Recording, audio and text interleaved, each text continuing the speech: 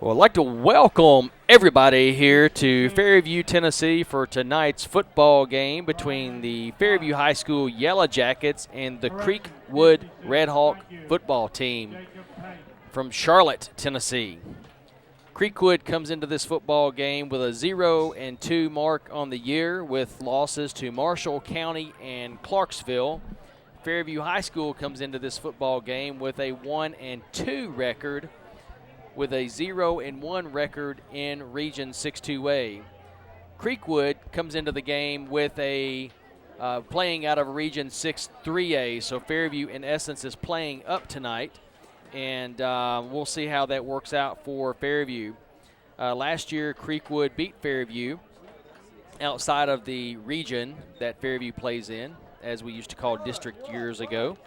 Tonight should be a really good football game between two schools literally about 30 miles apart. Tonight for CreekWood, a couple of guys that we're going to keep our eye on is going to be number 8, Blaine Hooper, and also number 28, Caleb Bell, from an offensive perspective. And on the defensive side of the ball for CreekWood, we'll be keeping our eye on Jacob Pate, number 56, and number 79, Chris Hartman. And I'm sure we'll see a lot of other folks. CreekWood is coached by Chuck Daniel. He's in his 5th year with a 33-32 overall record at CreekWood. For Fairview, Fairview is coached by Chris Whitefield. Fairview comes into this game. It's Chris's 2nd year of coaching the Yellow Jackets. The Yellow Jackets actually putting things together a little bit, changing things around, offensive scheme changes, offensive coordinator changes. There's a lot going on, a lot of moving parts for the Yellow Jackets that'll be wearing black and gold tonight. For the Yellow Jackets, a couple of players, as we mentioned for CreekWood, that we'll be keeping our eye on is going to be number 3, Jonathan Jubilee. He'll be returning kicks. As well as last week, the only touchdown scored by the Yellow Jackets was Daniel Raines on an interception return for a touchdown. Quarterback Ben Johnson, who also plays a lot on defense and returns punts, we'll see him quite a bit tonight, along with number 27, Tyler Mormon, and Terrence Payne. On the line, you're going to see a couple of the guys just pushing some people around, we hope, tonight. Zach Beard leading the way. Tim, tonight coming into the game, I think the Yellow Jackets really need to make a statement with this game and get back on track. Yeah, the Fairview football team, one thing has been consistent for them this year, their defense. Their defense has been rock solid the last 2 games. They were up against a very offensively skilled Hickman County team last week. Now, we know the weather had a lot to do with that, but they cut down a lot of the lanes for that great running back that Hickman County has. The week before against Mount Pleasant in a wide-open type of offense, they started off going wide on the Jackets. The Jackets adjusted, pretty much shut them down, came back for the victory. So the key to the night is for that defense to stay strong, give that offense some time to find its feet and move the ball and get some touchdowns. Kevin, I think if Fairview's offense tonight can move down the field and get a score early, that'll bode well for the Fairview Yellow Jackets in tonight's game. Tim, let's give some kudos to the folks making this game happen tonight for replay on Channel 3 and Channel 19, and that's the media staff here at Fairview High School. My name is Kevin Anderson, doing the play-by-play. Tim French doing the color commentary, and in reality doing play-by-play with me. Bob King is the producer for Fairview High School. The students involved in tonight's broadcast, the director tonight is Stephen Locke. John Perez is, and we have a lot of other folks carrying many other roles. John Perez, Ian McCauley, Zach Lawson, Yanni Parker, Wyatt Lampley, and James Weimer. There are several folks that make this thing happen and pat these guys on the back for Fairview High School because they do an excellent job of bringing you these replays. We're about ready to kick off. Fairview will be the first team to receive tonight. And before we start, there's already a flag on the play against CreekWood. I saw the flag laying down there around the 12, 13-yard line. Didn't know if he just dropped it or not, but CreekWood will be kicking off 5 yards further back than normal. I'm not real sure what that was, other than maybe a delay of game of getting on the field, which is very possible. You know, Kevin, what a difference a week makes. Last week, we could hardly see the field through the rain and ball kicked off. Slush. Picked up this time by Jubilee on the right side. Jubilee Jukes 1, Jukes 2 gets across the 30-yard line to about the 31-yard line where the Yellow Jackets take over. Tonight, Tim, we see something different on the field. One, it's muddy. Last week it was muddy. This week it's dry. And we also have our 5-yard markers back on the field to maybe help us give more accurate positioning and guessing a lot less. So ball spot at the 32. There we go. Down and distance will be a little bit quicker tonight. Little quicker. Don't have to do the math in our head near as much. Yellow Jackets come under center this time, led by a different quarterback. Handoff this time, first play to Ben Johnson. Ben cuts it to the outside. Johnson's got plenty of room. He's going to run away from everybody. Tim, he's going the distance. Touchdown, Yellow Jackets. One play, 6 points. Yellow Jacket football starts off tonight with a bang. 68 yards, touchdown, Yellow Jackets. The Yellow Jackets come out tonight with Raines as quarterback. Raines hands off with the misdirection play. Touchdown, Yellow Jackets. Yeah, they line up in a single wing type or double wing type formation. They run that counter. Trey coming back with Ben Johnson breaks through the line. Great point of attack blocking. Gets down the field, makes one cut, outruns the defense for a touchdown. Caleb Duke on for the point after, and that's what we talked about earlier. There are a lot of moving parts, and this staff willing to try a lot of things to make it successful. Snap back, ball down, kick up. It's good. Yellow Jackets 7. The Creekwood Red Hawks nothing. One play into the football game. 11 minutes, 39 seconds left here in the first quarter, and the Yellow Jackets take a quick 7-0 lead. I believe that was Zach Beard, who was the pulling guard or tackle on that play, that cleared that initial hole for Big Ben Johnson. Big Johnson, he hits the hole, cuts up through there, made the safety miss, and it was off to the races. Great to see Fairview score early, Kevin. It's just great to see them score early from an offense. Yeah, we struggled, Tim, the 3 games that we've had already. We've had a couple of outbursts on offense. They've come in really packages of quarters. We've not had a lot of sustained quarter scores. We'll score a lot in the fourth or a lot in the first. That's great to see us start off like that tonight.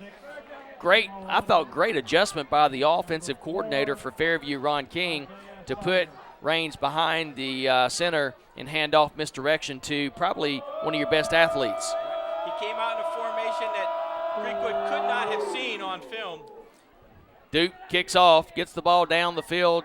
It's going to go out of bounds at the 9-yard line, which means the Yellow Jackets will incur a penalty, and the ball will come back to the 35-yard line where, I believe it's the 35-yard line. We'll make sure. With the ball kicked out of bounds. Yeah, it is the 35-yard line where they will take over. And the way that works, by the way, if you're calculating at home with me, it's 25 yards from the point of the kickoff. So if you go 40 to the 50, 50 to the 40, 40 to the 35, that gets you your 25 yards. So Creekwood comes out with quarterback number 8 to start the night off. A lot of trouble in the backfield for Creekwood. A couple of broken tackles, 3, 4, 5 broken tackles across the 35, the 40 to the 45. It's going to be a first down. Yellow Jackets had shifty little number 2 in the backfield, Richie Martin, but they were not able to bring him down. He gets 10 yards on the play. It's going to be a first down Creekwood on the first play from scrimmage for them. Creekwood comes out, shows some razzle-dazzle on the first play, runs a reverse. Fairview looked like they had it defensed pretty well. The runner just made a couple people miss and picked up a first down. Hooper under center for Creekwood. Caleb Bell in the backfield. Toss this time to Bell going across the left side. He's got running room. He's breaking tackles. The pursuit of the defense is a little late. It's going to be a pickup of 11 yards on the play, so 21 yards in 2 plays for Creekwood. So the Red Hawks are on a move right after the Yellow Jackets made a statement with an opening touchdown. That Fairview defense needs to bring their A game. They need to bring it fast.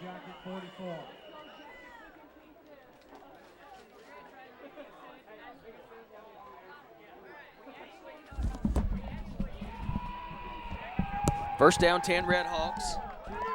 Ball inside the 45-yard line of the Yellow Jackets. This time handoff again to number 2, it looks like, and he's going to be whacked behind the line of scrimmage. He's going to be whacked at the 45-yard line. Loss of 2 on the play. Second down 12. This time Richie Martin gets the ball, and he doesn't have any room. Yellow Jackets make sure of that. Tyler Mormon, Ethan Cassidy, say hello to the CreekWood running back. Makes it second and 12, ball on the 45-yard line. Great play defense of the Yellow Jackets after 2 plays that pick up 10 and 12 yards respectively. The Yellow Jacket defense is ready for the handoff behind the line of scrimmage. In motion, quick toss out to the left side. Receiver open, breaks a tackle, gets beyond the first down play or yardage, and down to the 31, first down 10, Red Hawks. So the Yellow Jackets with a great defensive play. The CreekWood team comes back with a pro-style set, slant pattern.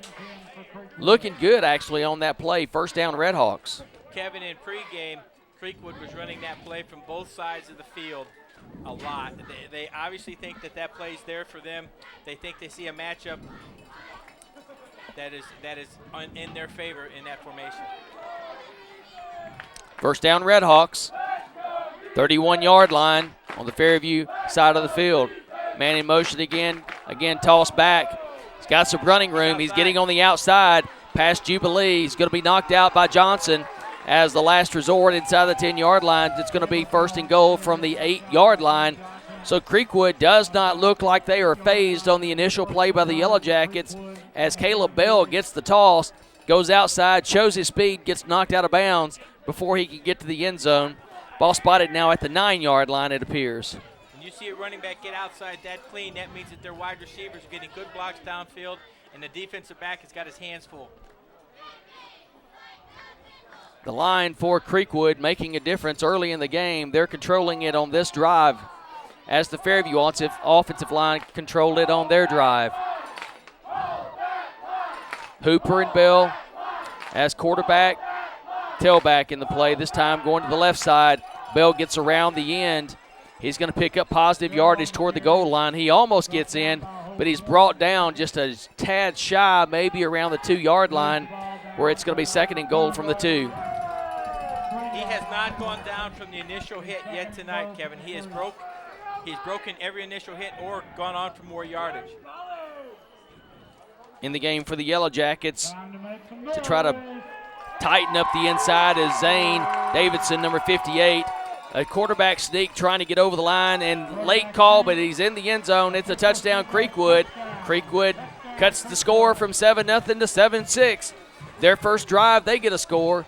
This is a polar opposite of what we saw last week. Offenses couldn't move the football in the bad weather. Tonight it looks like the offenses are just rambling down the field at will. Of course, each team's only had it once, so we'll see if this is maintained. A little trickery set up here for CreekWood to see if they catch Fairview in a different position. They don't. So Hooper is going to be holding the ball.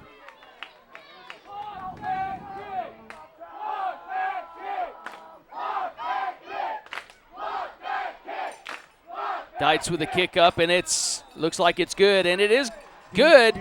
We have a tie score, 7-7 between the Yellow Jackets and the Red Hawks. Tim, that didn't take long to tie us back up there. CreekWood offense comes out unfazed by that quick score by the Yellow Jackets. Shows great poise, great blocking at the point of attack, and they marched the ball right down on the Yellow Jackets. Yellow Jackets had a couple plays where they made solid tackles. Other than that, it looked like they were reaching. They were slow getting to the ball carrier. You know, the very first play that CreekWood ran, Richie Martin was really stopped well behind the line of scrimmage, and he was able to kind of scuttlebutt his way away from those defenders and pick up 10 yards, and that somewhat set the motion for that first drive for them, whereas the Yellow Jackets' time of possession was not exactly very long. Now the Yellow Jackets decided to do it very quickly. CreekWood did it the old-fashioned way. They ran down the field. And you know, it's not certainly my position to make a statement like this, but I'm going to anyway.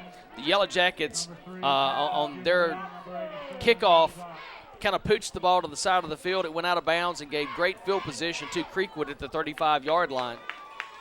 Number 36 for CreekWood to kick away to the Yellow Jackets, and that's Nolan Dietz. Kicks the ball down the field.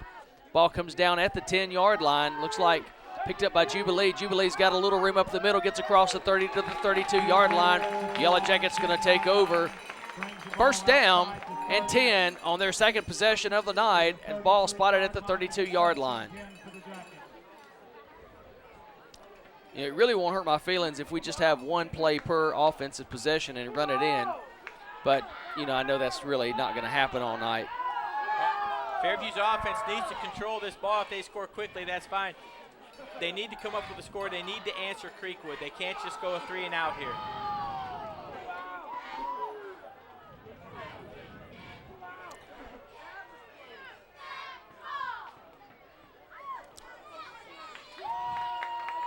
Rains under center again. This time handoff up the middle. It's going to pick up a quick hitter for about 4 yards, maybe 5.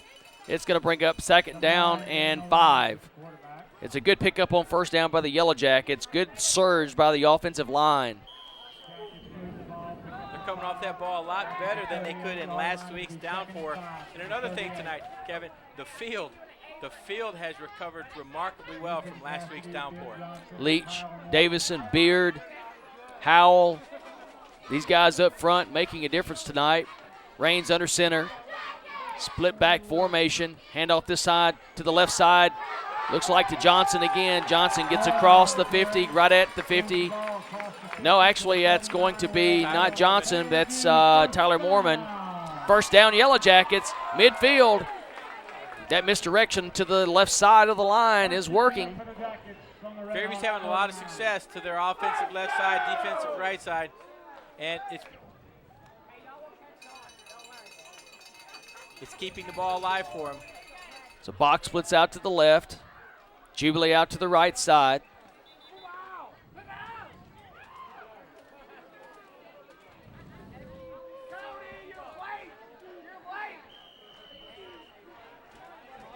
Coming to the line of scrimmage this time is going to be, again, Rains at quarterback. Johnson split off to the right side. In motion, Johnson. Split back formation. It's going to be a toss sweep. Toss back to Johnson. Makes a miss. Makes a move. Makes a defender miss. Gets across the 50. He was a dead duck behind the 50. One juke got him out to the 49, 50-yard line. Excuse me, the 44, 46-yard line. I'll get it right here in a minute. It's going to bring up second down and 5, and that was just a great individual effort by Johnson that time. Kevin, it was a 1-on-3 when he got the pitch. He got the pitch, and there were 3 guys standing at the line of scrimmage saying, "Hi there," and he made them all miss and picked up positive yardage. Down to Rains, still at quarterback. Johnson this time to the left side. Handoff going to the right as Johnson makes a cut up the middle, almost to the first down yardage. He's going to be a yard shy. Third down 1, Yellow Jackets. Yellow Jackets coming right back at CreekWood. Red Hawks had a great drive. Yellow Jackets seem to be on a move themselves. Yep. Kevin, you've got to be impressed with Ben Johnson. Here's a young man that plays a phenomenal quarterback, plays on defense. He was punting the ball early in the season. He's a punt return man. They changed his position this week. He runs the ball like he has been there his whole life. Rains this time under center, split back formation. Handoff, first man through is Cassidy. Cassidy's got a hole. He's got the room. He is in the end zone. Touchdown, Yellow Jackets, Tim. Touchdown, Yellow Jackets, 13-7 lead. Yellow Jacket offense going nuts tonight. Hole busted open on the right side. Great run, Cassidy. Broke 2 tackles, got into the end zone. Yellow Jackets take a lead. Very active first quarter with 5:59 left. We already have 20 points on the board. About to see 21 with this point kicked through by Caleb Duke. Great point of attack, blocking by the Fairview Yellow Jackets. And the key to that play, Kevin, in addition to Ethan Cassidy, was Ben Johnson. You know they were looking at Ben Johnson to get the ball. They gave it to the first man through, Ethan Cassidy. And Ethan Cassidy makes a miss and then outruns everybody for the score. Quick hit that time. They were keying potentially on someone else, but Not this time. Number 36 for the Yellow Jackets, and that would be Ethan Cassidy, junior, 6 foot, 215 pounds, hits the right side of the line with fury, takes the ball the distance, touchdown, Yellow Jackets. 14-7 Yellow Jackets, homestanding Fairview Yellow Jackets, playing out of Region 6-2A. Opponent tonight, CreekWood Redhawks, the traveling Redhawks coming here into Fairview, Tennessee, playing out of Region 6-3A. So again, as we said earlier, the Yellow Jackets playing up one letter, going from 2 to 3. And they're playing up very well. Kevin, you got to be impressed by the Yellow Jackets. After they score initially, CreekWood comes down and scores. They don't drop their heads. They stay positive. They mount a very successful drive, culminating in a touchdown for them. So CreekWood coming back out on the field to receive the kickoff. And you got to think the Yellow Jackets are trying to set them up because they're setting up again for the pooch to the right side. But they're not set up exactly like Hickman did last week with that umbrella strong side to the kickoff area. Kick up and away. This time the ball is going to come down around the 29-yard line. It's fumbled, but the knee is – it's actually caught. No fair catch was made. It's fumbled, but he had his knee on the ground when he got possession of the ball. But they take over on the 29-yard line. First down 10, CreekWood. Kevin, I think we were spoiled a few years back by a young man named Eric Jasecki. He would kick it off, and about half of his kicks went through the end of the end zone, and most teams started from the 20.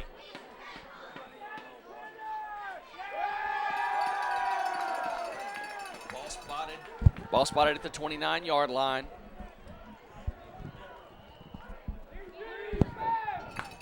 First down 10, Redhawks. Hooper, quarterback still. Bell, running back, quick toss out to the left side. Good play, Redhawks. Defended decently by the Yellow Jackets. It's going to be a quick pickup of 5 on the play. Receiver, I believe, was number 19, Timmy Lyle, for the Redhawks. So Lyle's going to get credit for 6 yards on the play. Second down, 4 yards to go. Looks like the Redhawks are not afraid to throw that quick pass out to the left side of the field. Got one-on-one coverage out to the right side this time. Bell gets it, cuts the corner out to the right side. He's ended up across the 40, out to the 43-yard line, brought down by a couple of Yellow Jackets. Was that Cassidy and Johnson double teaming him that time, Tim? Yeah, they came over, made the tackle with good pursuit. The defensive left side of the line got collapsed that time. There was great blocking at the point of attack by the CreekWood team. Hopkins in this time replacing Jubilee. So Hopkins going to play left corner. On the right side, playing quarter for Yellow Jackets is Alex Gershwin. Handoff to the left side of the line. Bell gets hit after a gain of 1, maybe 2. It's going to pick up a couple. Second down, 8 yards to go for the Redhawks. Still on their side of the field. Both offenses tonight showing a lot of poise and a lot of character moving that football. Running backs for both teams are running extremely hard. They are not going down with the initial hit. They are getting positive yardage or breaking the tackle altogether and getting good yardage. Hooper again, he's going to come under center. Bell, lone back behind him. In motion. Handoff to Bell to left side. He picks up another couple yards. It's going to be third down 6. Ball spotted at around the 43-yard line. Good defensive play on that one, Kevin. The defensive back closed the goal, closed the hole quickly, turned him back in, let the pursuit come over. Ethan Cassidy and some other Jackets on the tackle, holds him to a short gain. I said 43, it's a 47-yard line.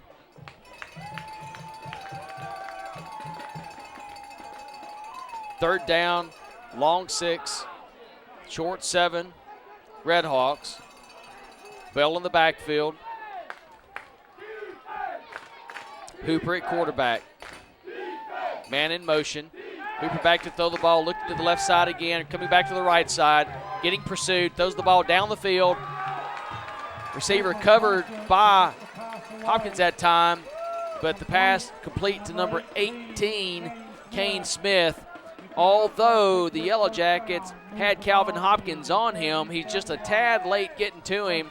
Pass complete for plenty of yardage for the first down to the Fairview 40-yard line. First down, Redhawks. Story of that play, too much time. You can't give a quarterback that much time. A receiver will come open. He had some pursuers in the backfield with him. Looks to be a very active quarterback and a very accurate throwing quarterback early on in this game. In motion this time again, handoff, one tackle missed.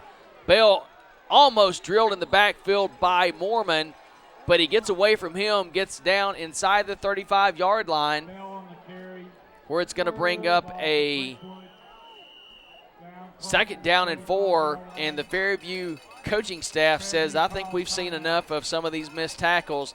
Get over here, let's talk about it. Timeout, Fairview. I think when the coaching staff sees that on replay, they may see the great individual effort, but that still doesn't make them happy because they want their guy to make the play. They want that great individual effort to be on our side of the ball. Exactly. Back to throw this time is Hooper, being chased by Uchina. He goes out of bounds after picking up the first down. He gets out of bounds inside the 30 at about the 28-yard lines. Smart play that time by the quarterback for Creekwood. Got outside of the Fairview pursuer, which is Ian Uchina, and Ian just was not able to catch up with him before he got the first down. First down, Creekwood. Both teams moving the ball up and down the field so far. Ball spotted at the 29. This is the exact opposite type of game I thought I was going to see tonight from the Fairview side of the ball. I thought I was going to see a strong defensive effort, and the offense move the ball slow, methodically, and run long drives to get scores. What we're seeing tonight is equivalent to the old AFL football games where the score may end up being 45-45. This time, though, the Yellow Jackets take advantage of kind of a mix-up in the backfield for Creekwood. Knock them back 3 yards, a loss of 3 on the play, second down, 13 yards to go for Creekwood.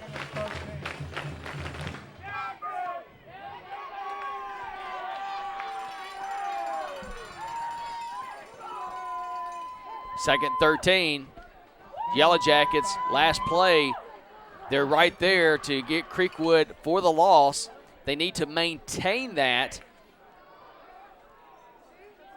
and either make them try for a long field goal or get the ball turned over on possessions. I formation this time. 2 fake handoffs. Back to throw the ball is Hooper. Hooper gets the ball down the field. Great throw down to the 20-yard line. I think it's going to be a little bit short of the first down, but that was a rocket toss and a good catch by Creekwood.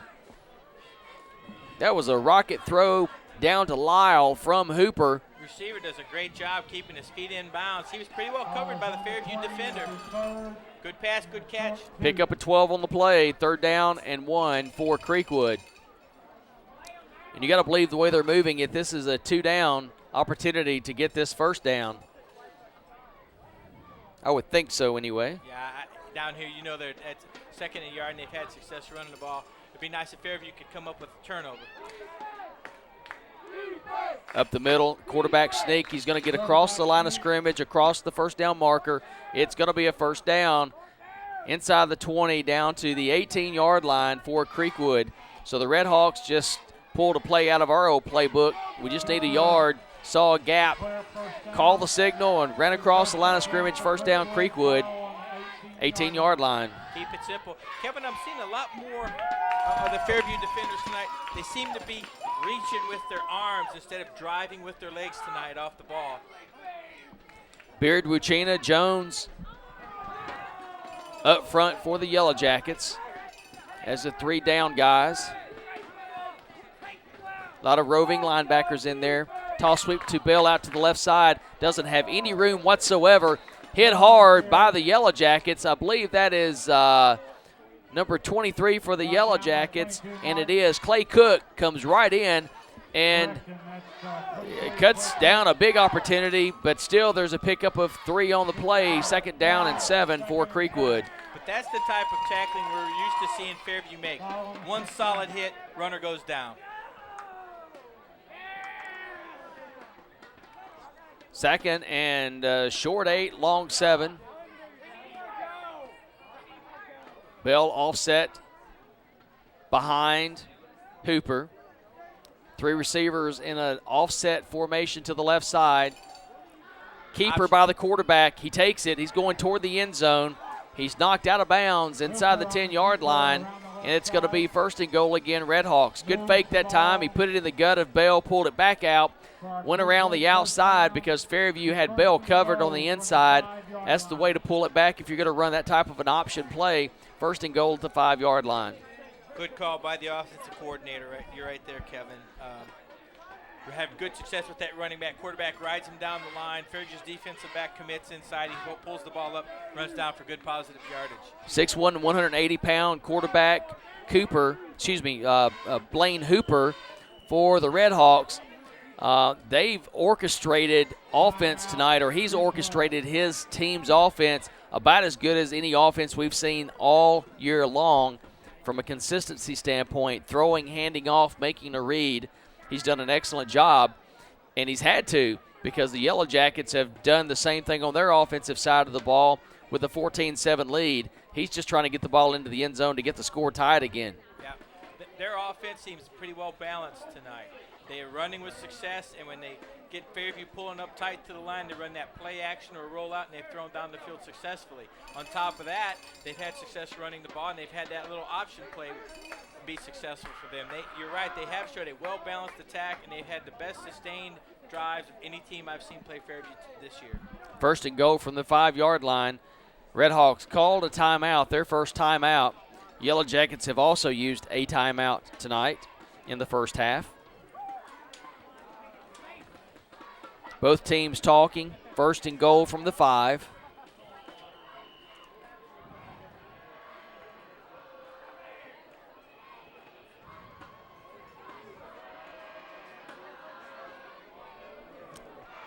Redhawks come on the field. Looks like they're going to go directly to the line of scrimmage. No huddle. Yellow Jackets going to be ready for them.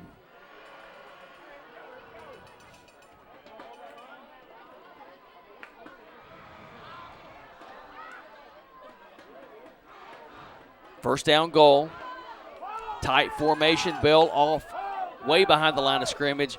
Gets across the middle of the field. There's a flag down. Even though he's into the end zone, there could be holding on this play. We'll see what the yellow flag on the ground indicates. If it is holding, that's a huge, huge break for the Yellow Jackets, and it is a grab of the wrist, which indicates holding against CreekWood. It's going to move the ball well back from the goal line and bring up a long 1st down and goal. Ball spotted now at the 15-yard line. 1st and goal from the 15. A lot of work ahead of the Redhawks to get into the end zone from here. Kevin, that's the kind of play that drives coaches crazy, or drives them to be in the booth like we are. That hold was on the backside, away from the play. Why he felt the need to pull the Fairview player down, I don't know. 33 seconds left in the first quarter from Fairview, Tennessee. Yellow Jackets leading 14-7. This time handoff to the right side. Bell gets whacked as he crosses the line of scrimmage. He picks up maybe 1 or 2 on the play. It's going to be 2nd and goal when we resume the 2nd quarter.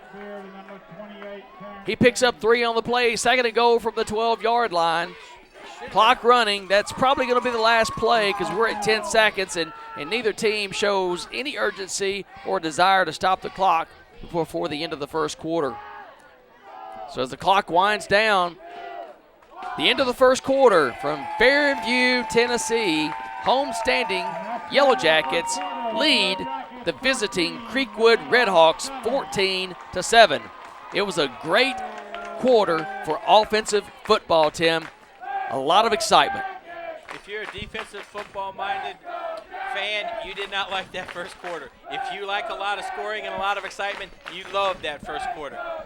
If you like defense, rent a tape for last week's game.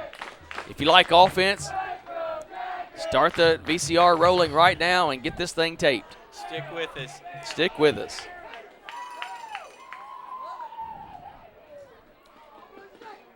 So the Yellow Jackets' first play from scrimmage tonight goes 68 yards for a touchdown. Handoff to Ben Johnson from quarterback Raines, who took place of Ben Johnson at quarterback.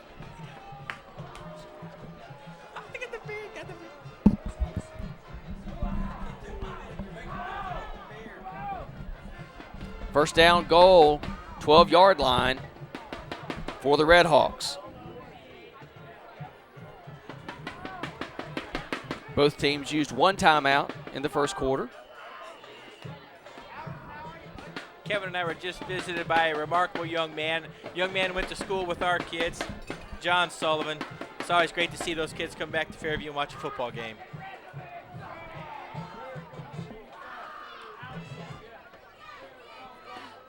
First and goal, Red Hawks. Second and goal, Red Hawks. The Yellow Jackets defense, if it could hold here and force them to try for a field goal, that should at least give us some momentum for stopping the Red Hawks, even though the Red Hawks have somewhat stopped themselves with a holding play after they got the touchdown. Flag on the field. Offsides against CreekWood. They must have lined up across the line of scrimmage into the neutral zone, which is exactly what calls for the offsides versus the illegal procedure. Another one of those calls that give coaches gray hair. They got in the set position, and I believe it was the tight end who was lined up offside. Second down goal from the 17 now. Hooper under center. Fakes the handoff, looks down the field. He's got a receiver open. Fairview defends it well. They come in on it. And pass intended that time for number 45, Ethan Bumpus, 6 foot, 195-pound junior for CreekWood. But unfortunately for CreekWood, fortunately for the Yellow Jackets, that ball was defended well. Ben Johnson come in on the defensive side that time, ready to knock it down. But it was even a little high for Ben, but great defensive effort that time by the Yellow Jackets. Third down goal from the 17. And the ball almost ended up in number 12's hands, even though that's who the quarterback was throwing it to. Yeah, Hutcherson, like for the Red Hawks, almost had a gift there. Back to throw again is Hooper. Hooper looking down the field. He knows he's got to get it into the end zone. He gets the ball into the end zone. Touchdown, Red Hawks. A gambling defensive play that time. I couldn't tell who was that, Tim, that took the gamble. Was that number 28 for the Yellow Jackets, Terrence Payne? No, I think that was Tyler Mormon back there, but I think the person that broke on the ball was Jubilee, and he just missed the ball. That quarterback put some pepper on that ball, got it there, and Jubilee broke on it. He was just a little late. Touchdown. Yep, that was a great throw. Good hard throw that time by Hooper. Gets into the end zone for the touchdown. Third down goal from the 17. You don't expect that to happen, but it did. Snap back, kick up, and it's good. Tie score, 14-14. So the Yellow Jackets, with a couple of breaks that time, ends up allowing the Red Hawks to move right down the field, and they score quick in the second quarter here from the Yellow Jacket field. Tim, I thought he was going to knock it down. I didn't see the angle, of course, from where we're at as good as they had. But he broke on it. He broke on it. I don't know. It looked like he got there just late, or he misjudged it, and the ball was a little higher than he thought, because he broke on it when I thought was plenty of time. But he either got there late or the ball was a little high, and it was a good catch by that receiver. And I believe you said that receiver is about 6'3". So he was able to go up and get the ball, turn around, and take it in for a touchdown. Yep, good tall receiver that time, caught the ball. 6'3" receiver, exactly correct. Caught it, hauled it in, turned around, stepped over the end zone, into the end zone for the touchdown to tie the score. And he had to make a play on the ball. He couldn't let him catch it. He was right there on the goal line. He had to make a play. Unfortunately for the Fairview Yellow Jacket defense, he didn't get to the ball. But he had to make a play. He couldn't sit there and let the player catch it.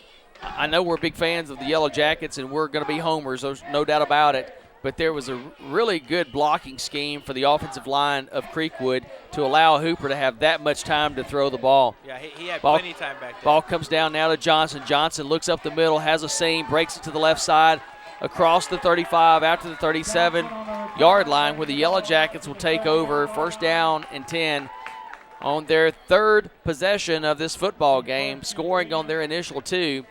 37-yard line, first down and 10. That Yellow Jacket offense needs to respond once again, move the ball down the field, put us back out front. Rain stays in at quarterback. 2 receivers. Jubilee to the right. Bach to the left, it looks like. Tight formation. Johnson in quasi-motion. Handoff up the middle, faked. Rains gets the ball, picks up 11, 12 yards on the play. First down, Yellow Jackets, almost to midfield. Ball spotted at the 49-yard line.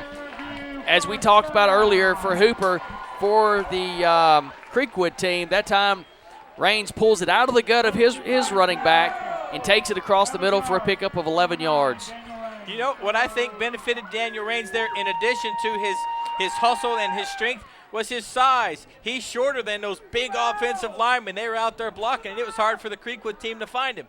We have Rains listed at 5'8", 170 pounds, so he kind of squeezed his way through there. Flag on the play before the snap is back. This time we have offsides against the Yellow Jackets, right directly in front of our position, and the Yellow Jackets were just lined up in the neutral zone, it appeared. So it looks like they're going to watch that really closely tonight on both teams. Same official. He must have a little bit of a particular way he wants those guys to line up. And he marked it off 6 yards instead of 5. Did he not? Yep. It's a 6-yard mark off. Rains this time was going to run the toss. Breaks away from 1, breaks away from 2, so he ends up not tossing it out to Mormon, keeping it and getting the ball across the 45-yard line. It's going to bring up second down and long on the play. Ball spotted at the 46-yard line, second and 13. So after the 6-yard walk-off, he picks up 3. It's going to be officially 2 because they're going to give it 5, but that was walked off 6 yards. Considering it was a dead ball call, yeah, it's pretty easy to see how far he went. Rains back to throw the ball, gets the ball downfield. He's got Johnson going up, and Johnson goes up between 2 defenders and makes a catch. There is a couple of flags on the play, and we know what they're both for. They're interference. Johnson was beat up trying to get to the ball. He used his size, his ability to go up and haul it in. It's going to be pass interference against the defense. Wave it off. First down, Yellow Jackets. Ball at the 27-yard line. Daniel Rains gives his man a chance to make a play. Gutsy play by Daniel Rains, and an awesome play by Ben Johnson. You know, Tim, we saw that last year a few times. He took Ben from behind the quarterback, out of the quarterback position, put him at receiver in positions where he wasn't so much running the offense, he was part of the offense, and that's been a great asset tonight for the Yellow Jackets. Split back formation, Cassidy and Mormon behind him, handoff to Mormon. Mormon gets through the line of scrimmage, inside the 20, down to the 18-yard line. He's going to be a yard short of the first down. Pick up a 9. On that hand, on the fake to Ethan Cassidy, when he doesn't get the ball, he is clearing people out for the second man through. Well, the first man he hit in the mouth. Yeah, the first man that came up to hit Ethan, Ethan hit him in the mouth and knocked him down, and that gave Tyler Mormon room to get that 9-yard gain on first down. Timeout this time by CreekWood.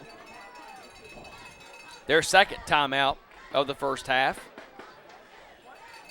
Pickup of 9. Yellow Jackets offense looking very, very crisp tonight. Second down, ball already inside the red zone at the 19-yard line of CreekWood. Kevin, I like the play action call on second and long. It's an awesome call. You got, and even what makes it even more gutsy and a great call is you've got a quarterback making his first start of the season out there, and you've got Ben Johnson playing what we believe is a new position. But here you go. Ben Johnson, being the player he is, he goes up and makes a great play. Coaches gave his good players a chance to do something great, and they did. Raines has come out tonight and taken control of the offense at the quarterback spot, and to date has done a phenomenal job. Congratulations early for Mr. Daniel Raines. 2 backs in the set this time again for the Yellow Jackets. To the right side, it's going to be Mormon. To the left side is Cassidy. 2 receivers in the set. Johnson set up in the offset formation to the left. Doesn't matter. Push across the line. Big line of scrimmage for the Yellow Jackets. Said, we'll just take this one. First down, Yellow Jackets. Ball inside the 15-yard line. Did you see the hole created there? I believe the left guard and the center, who I believe is Zane Davison, cleared a hole for Daniel Raines to run through. He got that first down plus a couple yards before anyone touched him. Terrence Payne comes in this time for Cassidy. He'll be one of the backs behind Raines. Split back formation. Johnson goes in motion. It's going to be a tall sweep out to Johnson. Good catch, good cut up the middle. Decent blocking right there on the outside by Jubilee. It's going to pick up a few yards on the play to the short side of the field option. As good as you could expect with the way the CreekWood team pursued that. Pick up of a couple, second down, 8 yards to go.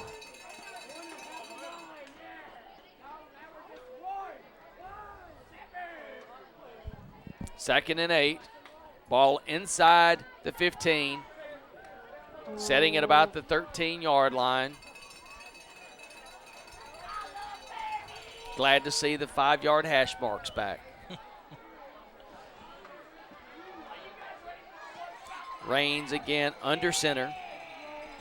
Split backs. Johnson in motion again. Fumble by Raines this time. It looks like it may have been picked up by CreekWood, and I think it is. Or they call him down. I hope they're going to call him down. No, Nope. they give the ball to CreekWood. They got on it and rolled over with the ball. A little fumble on the play that time, and that's one of those plays that you talk about so often in a game that could be a play-turning effort in the game. Well, One of those key plays. you got 2nd and 8 in the red zone, and you turn the ball over. That is a key play. If CreekWood comes down and puts any points on the board, that is a critical play. And frankly, that has been the Achilles heel of the Fairview football team for the past 2 years. It absolutely They do all has. the things right. They get down into the red zone, and there's a fumble, a bad snap. Something just doesn't go, and that's been their Achilles heel. First down, 13-yard line, CreekWood. Hit in the backfield that time. Again is Bell. Gets hit by Mormon. Mormon not able to bring him down. He gets away from him, gets back up and past the original line of scrimmage. There's a flag on the play. We'll see what this is.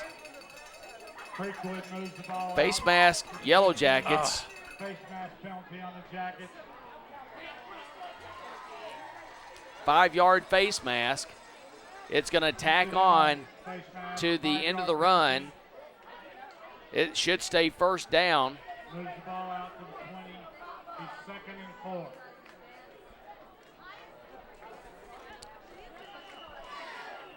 They are changing the on the sideline. They're showing it second down, but okay, they changed it back to first down. I didn't think that you lost a possession on a penalty there. No. First down and 4 for CreekWood after the 1-yard run and 5-yard step off for incidental face mask. Handoff to Bell to the right side, faked. Held on to by Hooper. Hooper running to the outside, reaching for the first down marker. Reaches his arm out there to try to get to it. I think he's going to be a tad shy. But again, it looks like the mark is going to be past the first down spot. And they're going to call timeout here. And they're going to say it is a first down. First down, CreekWood. 2 plays. First down. Ball out to the 24-yard line. First and 10, CreekWood. So far this first half, both offenses have tended to be faster off the ball than the defense. Hooper under center again. Bell behind him again. Handoff to Bell to the left side. Bell's just a hoss. He's just running over people. The first guy for the Yellow Jackets is not bringing him down. He picks up 10 yards again. First down, CreekWood. Yellow Jackets, after being tied 14-14 on a great third down and goal from the 17, drive the ball down the field, fumble the ball inside the red zone, moving the ball fantastically. CreekWood now picks up the momentum and now is trying to move the ball down the field to take the lead in this football game. 5 minutes, 44 seconds left here in the first half of the ball game. CreekWood moving the ball. Handoff this time to Bell across the center. Bell again, Tim, as you said earlier, first guy not bringing him down, picks up 8 yards, second down and 8.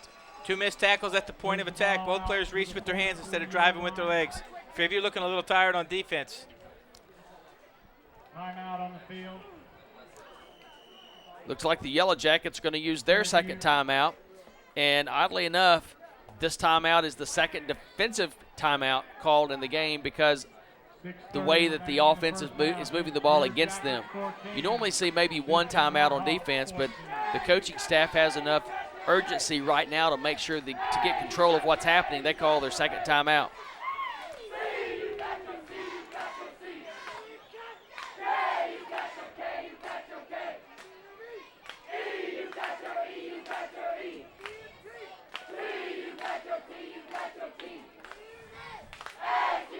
Pick up a 9 that time by CreekWood before the timeout was called.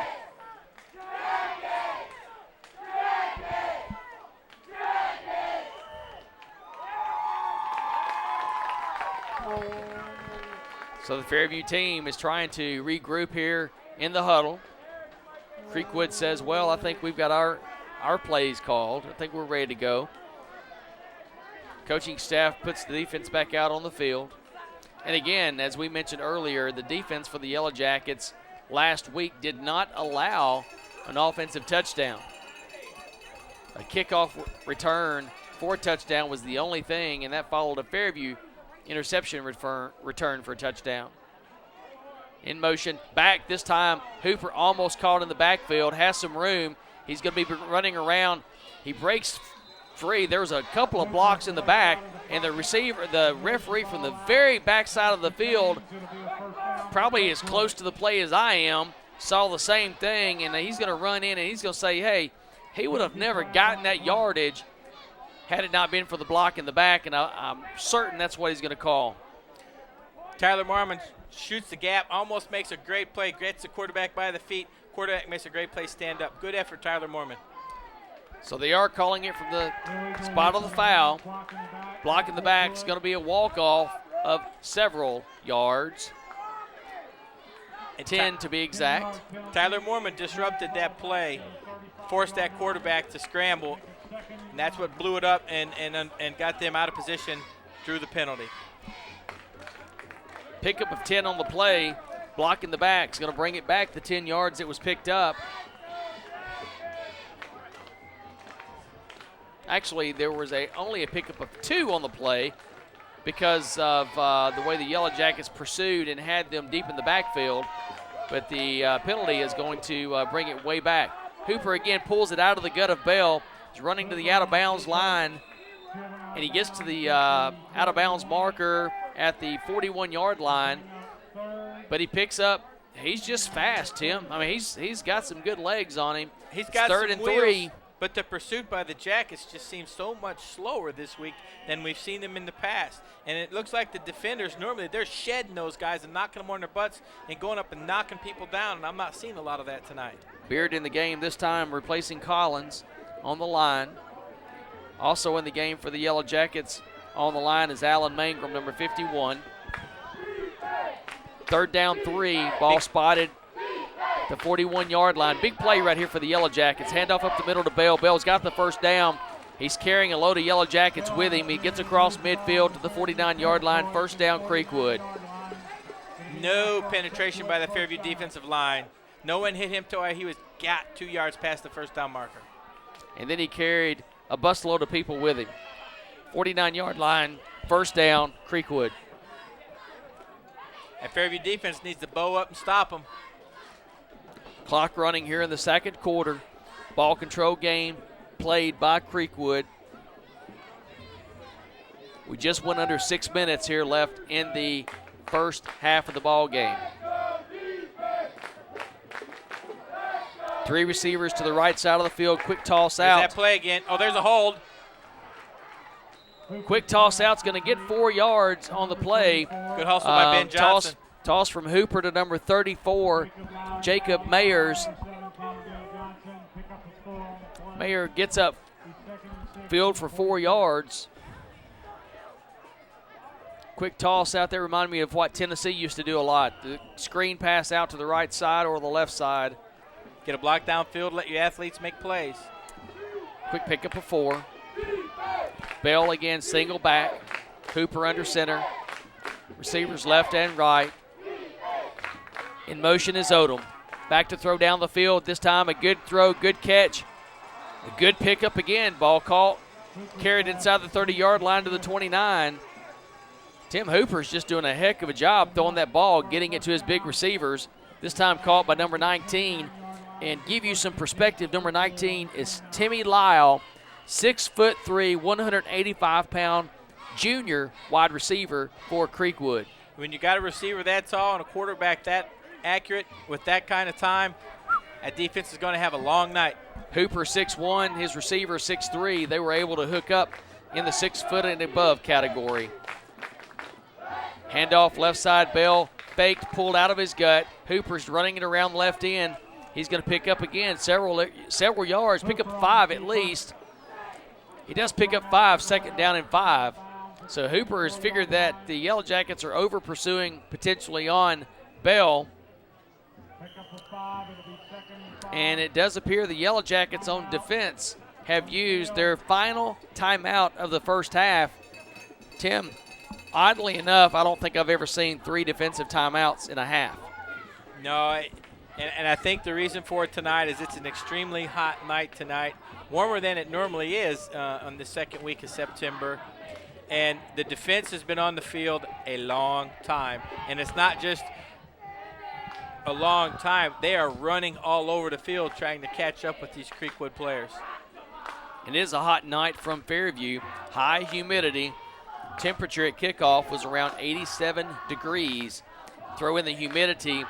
More than likely, and you hate to predict something like this, but more than likely we're going to start seeing some guys hit the field with some leg cramps here in the second half, especially after the cool weather we've had in the last couple of weeks.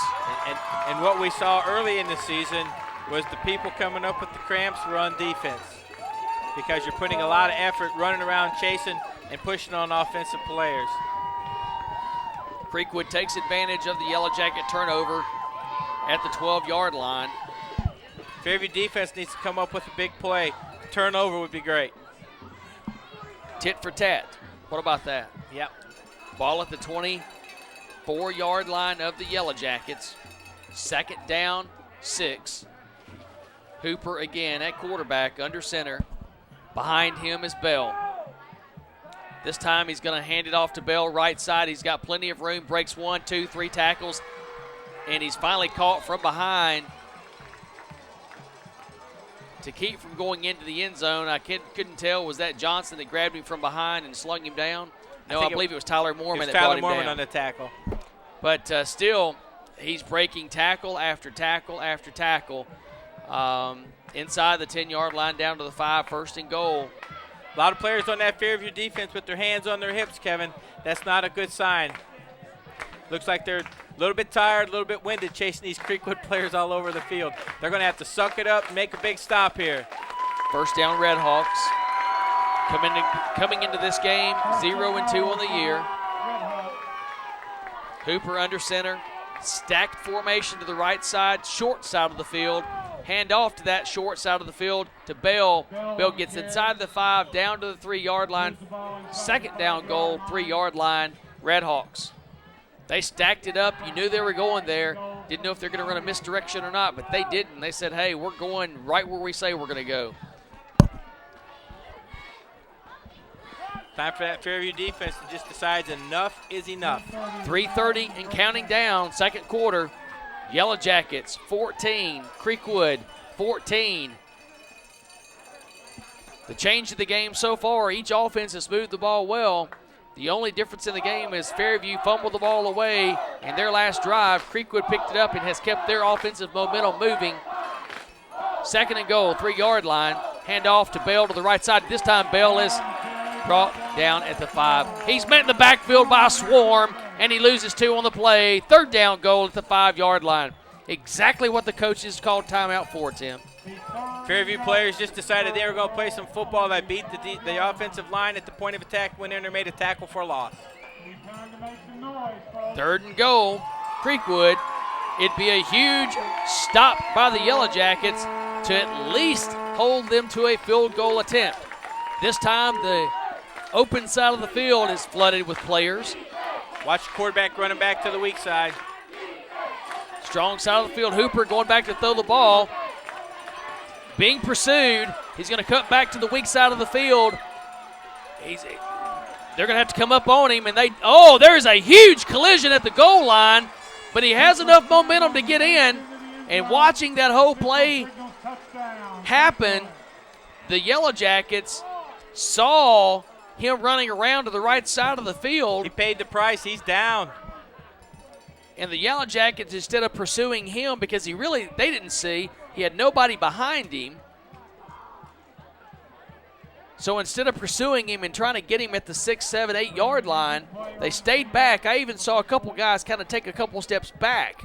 And that's what gave him the opportunity to create the momentum to break across the goal line to put the CreekWood Redhawks in front.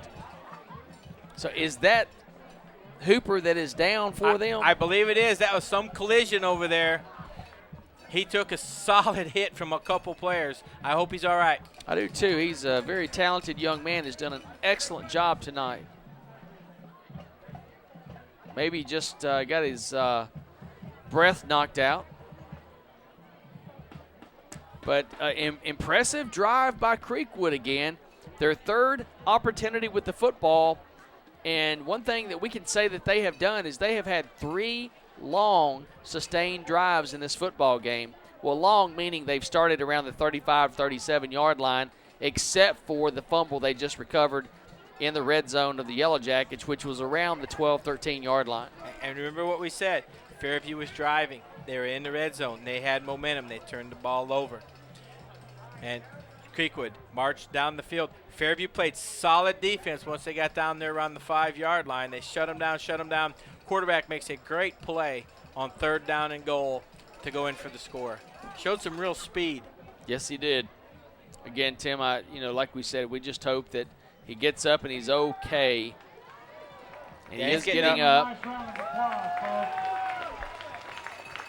Fans on both sides of the field stand. And everyone putting their hands together and prayers coming from all, hoping that this young man is okay. To hold in his place this time is going to be number 20, Neil Sway. Sway is actually the punter that we've not even had a chance to talk about tonight for CreekWood. Punter for neither team, actually. Kicking the ball for the extra point is number 36, Nolan Dietz. First time we've seen this hold kick combination. Snap back, good catch, good hold, kick up and away, and it's good. CreekWood takes a 21-14 lead over the homestanding Fairview Yellow Jackets. Coming into this game, as we mentioned earlier, the Yellow Jackets are 1-2 on the year, losing a heartbreaker at Page where they jumped out to a 16-0 lead, then end up losing 30-16. Game 2 of the year, they come back with a big win over Mount Pleasant. Mount Pleasant had a 10-0 lead going all the way into the fourth quarter. Yellow Jackets looked somewhat stymied, got a big roll going, scored 2 touchdowns in the fourth quarter by Terrence Payne to take a 14-10 win away from Mount Pleasant.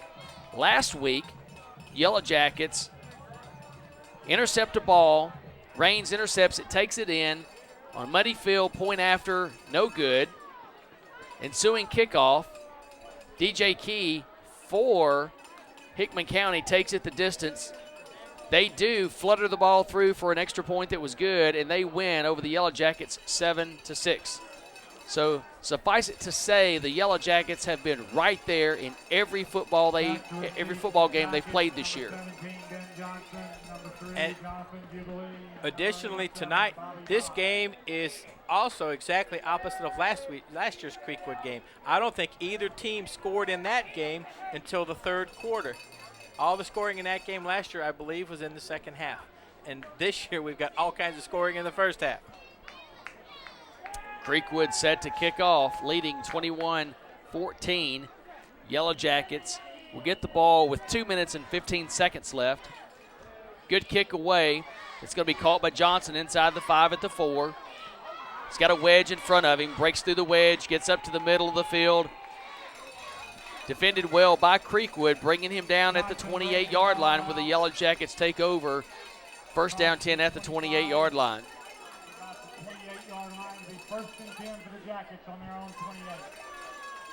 We'll see if that has an impact on the game, the injury that was just sustained by the quarterback Hooper for CreekWood. Hewlin in the game now for the Yellow Jackets, number 18.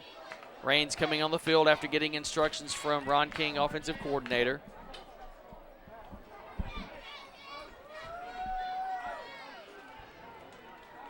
All right, see if this offense can make something happen before halftime. Yellow Jackets now going into, looks like a semi-shotgun formation. And another flag on the play. This could be the third time. No. It is. Them. This time it's offsides against the defense. So we have seen 3 offsides called from the neutral zone. 2 offensive, 1 defensive. Also helping Coach Chris Whitefield this year, Ron King, Steve Skelton, Chris Smith, and Joy Streisel. Chris Butler and Tori Shelby also providing a lot of assistance with the football team this year. Again, in that mini shotgun formation, Payne behind Raines. Raines looking out to the left side. He's got a little running room. He's got a lot of running room, actually. Gets out of bounds, but there's a flag on the play. Usually where the flag is thrown, it's holding. And there's an offensive lineman standing beside him, probably pleading his case. Holding Yellow Jackets, and as you said, the offensive lineman is standing right beside the hanky and saying, hey, I think I might just pick this up and blow my nose in it. I don't think you really need that on the ground. As it is, the flag is thrown. Yellow Jackets get 5.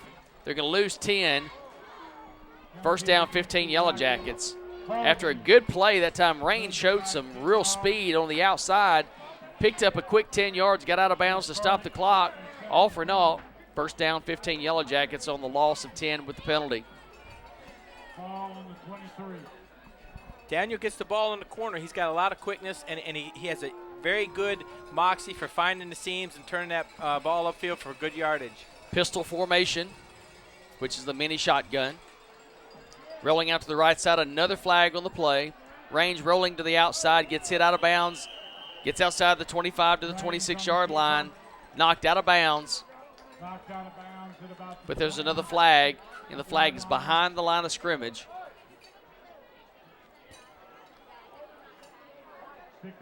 We've seen several flags here in succession. Second and 14. And we will wait and see what the call is. First and 15.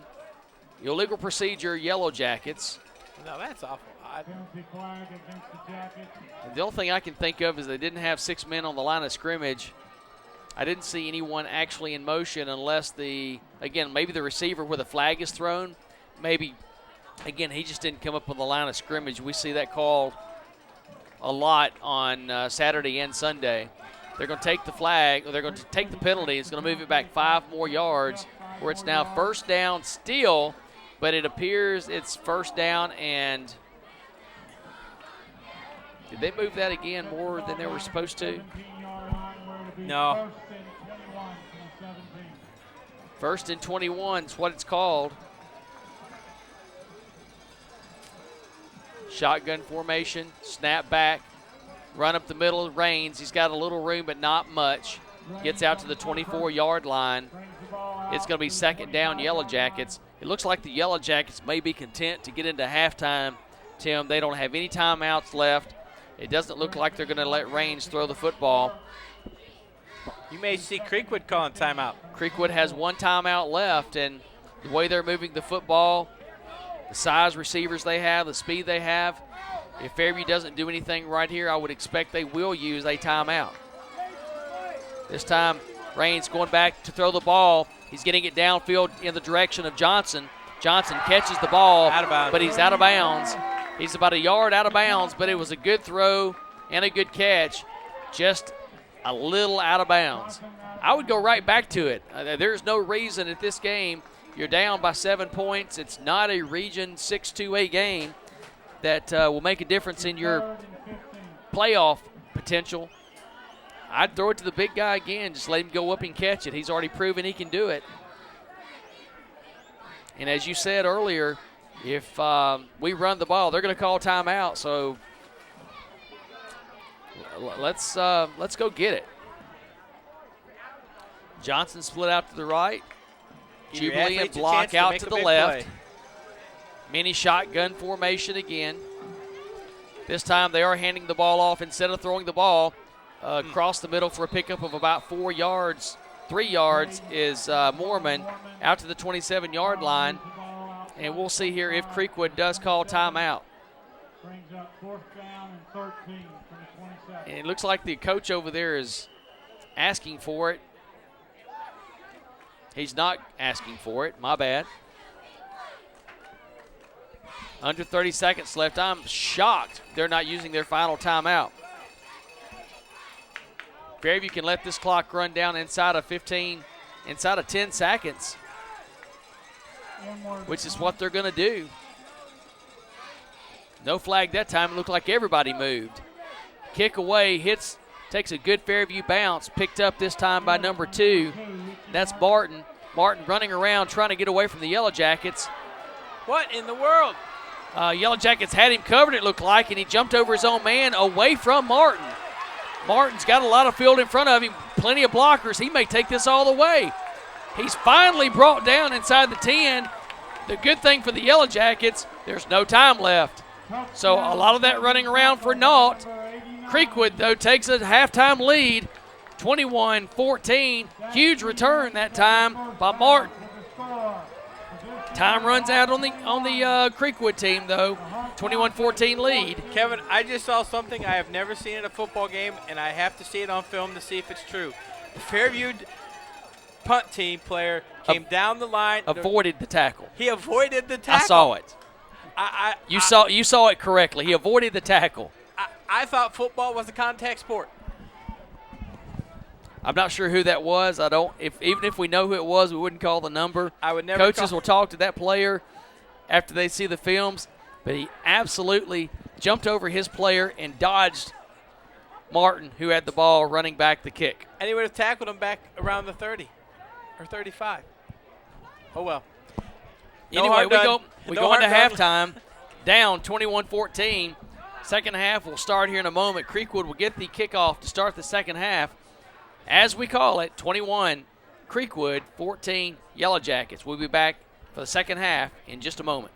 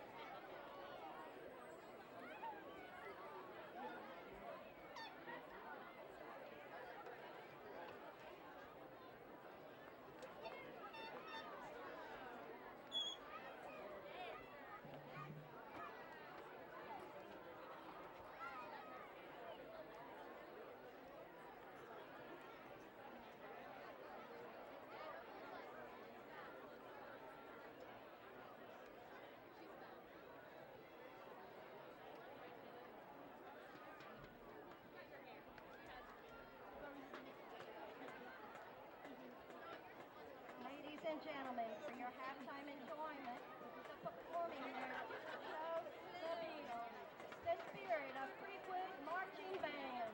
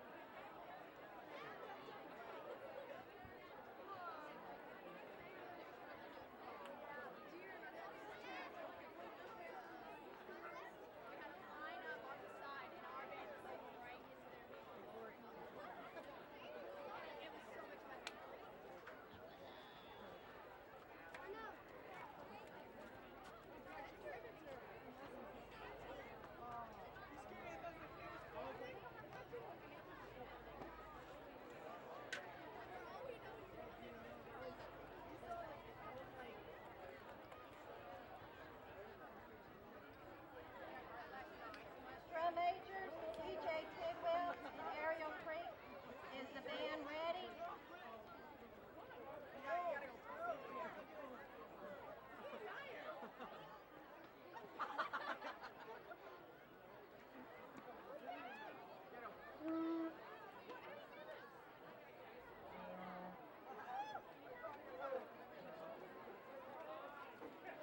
You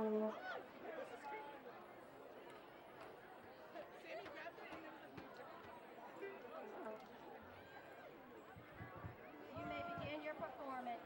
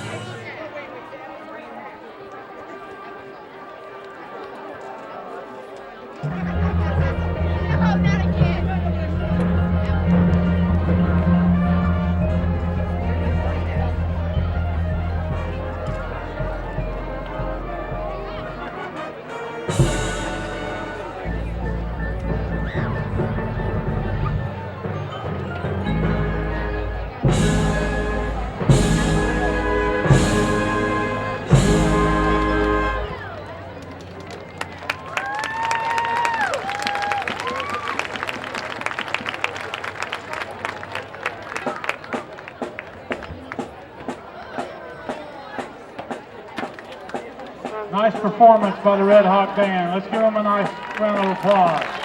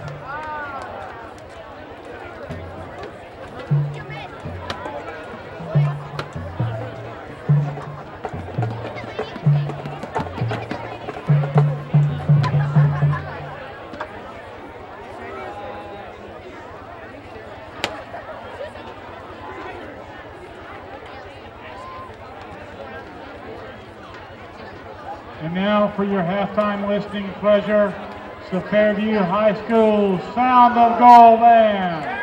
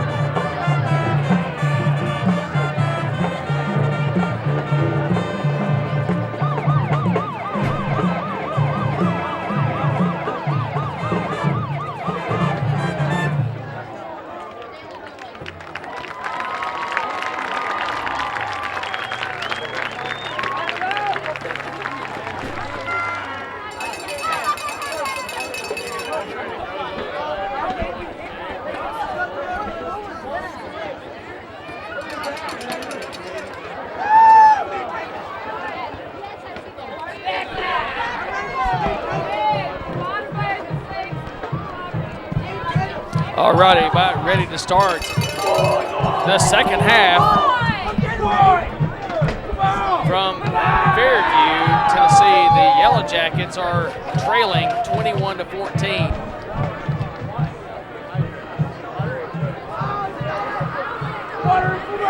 Almost a disaster to end the first half.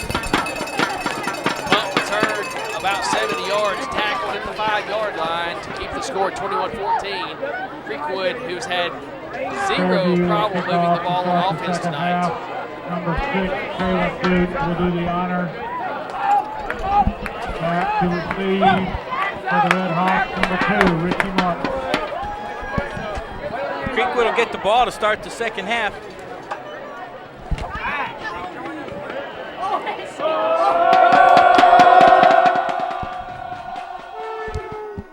Pooch kick by the Yellow Jackets down at the 36-yard line, called for a fair catch where CreekWood will take over first down and 10 at the 36-yard line. Yellow Jacket defense gets an opportunity to set the tone for the entire second half. CreekWood getting great field position again, 35, 36-yard line. The worst field position they've started with is when they recovered a fumble by the Yellow Jackets that were driving, leading with a score tied 14-14, easily in field goal range when they fumbled the football. CreekWood got it back, drove down the field, and scored. CreekWood starts the second half. To the right side. Coaches, I'm sure, going to make plenty of adjustments here because Bell has run ramshot over the line, broken several tackles. Gets 2 that time, 2nd and 8. Difference for CreekWood the second half. You see it right away, Kevin. Different quarterback. Number 15 is in. I'm sure he's a great athlete, but the athlete that they had running the first half was awesome. He could pass, he could run. He took that big hit from several Jackets down in the goal line, and I'm told they thought he might have had a concussion. They'll probably keep him out of the rest of this game to get evaluation. But as you said, Tim, under center for CreekWood is Aaron Lee, 5'10 quarterback. Handoff to the right side, Bell. That takes a huge threat away from CreekWood. Advantage Yellow Jackets with the change of quarterbacks because I'm going to tell you, Tim, my opinion, he's the best quarterback we've seen all year, Blaine Hooper, that is. He seemed like he had the whole package. First off, he has speed and quickness. Second, he's got a football mind. He's got a lot of moxie. And he can throw the ball, and he can run. And his ball handling was very good, too. He is the best quarterback we've seen this year. 3rd down, 6, CreekWood. Yellow Jackets needing a stop here to get the ball back, trailing 21-14. 3rd quarter from Fairview. Tall sweep left side, Bell. Bell didn't get a great handle on it. Yellow Jackets pursue.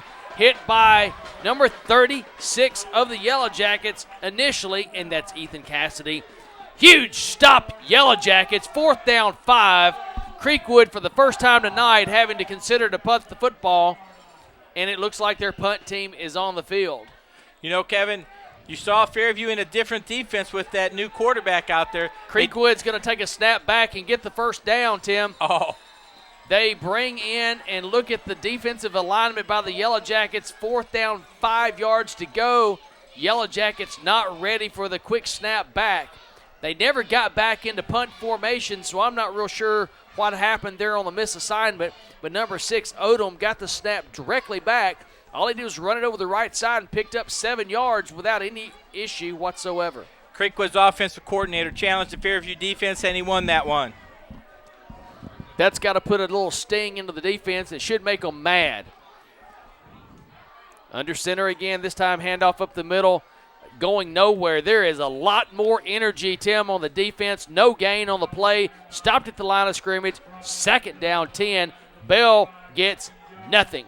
Fairview has 7 people in the box now, Kevin, whereas in the first half we had that 3-down line because we had to respect the pass and we had to respect that stretch option play they ran.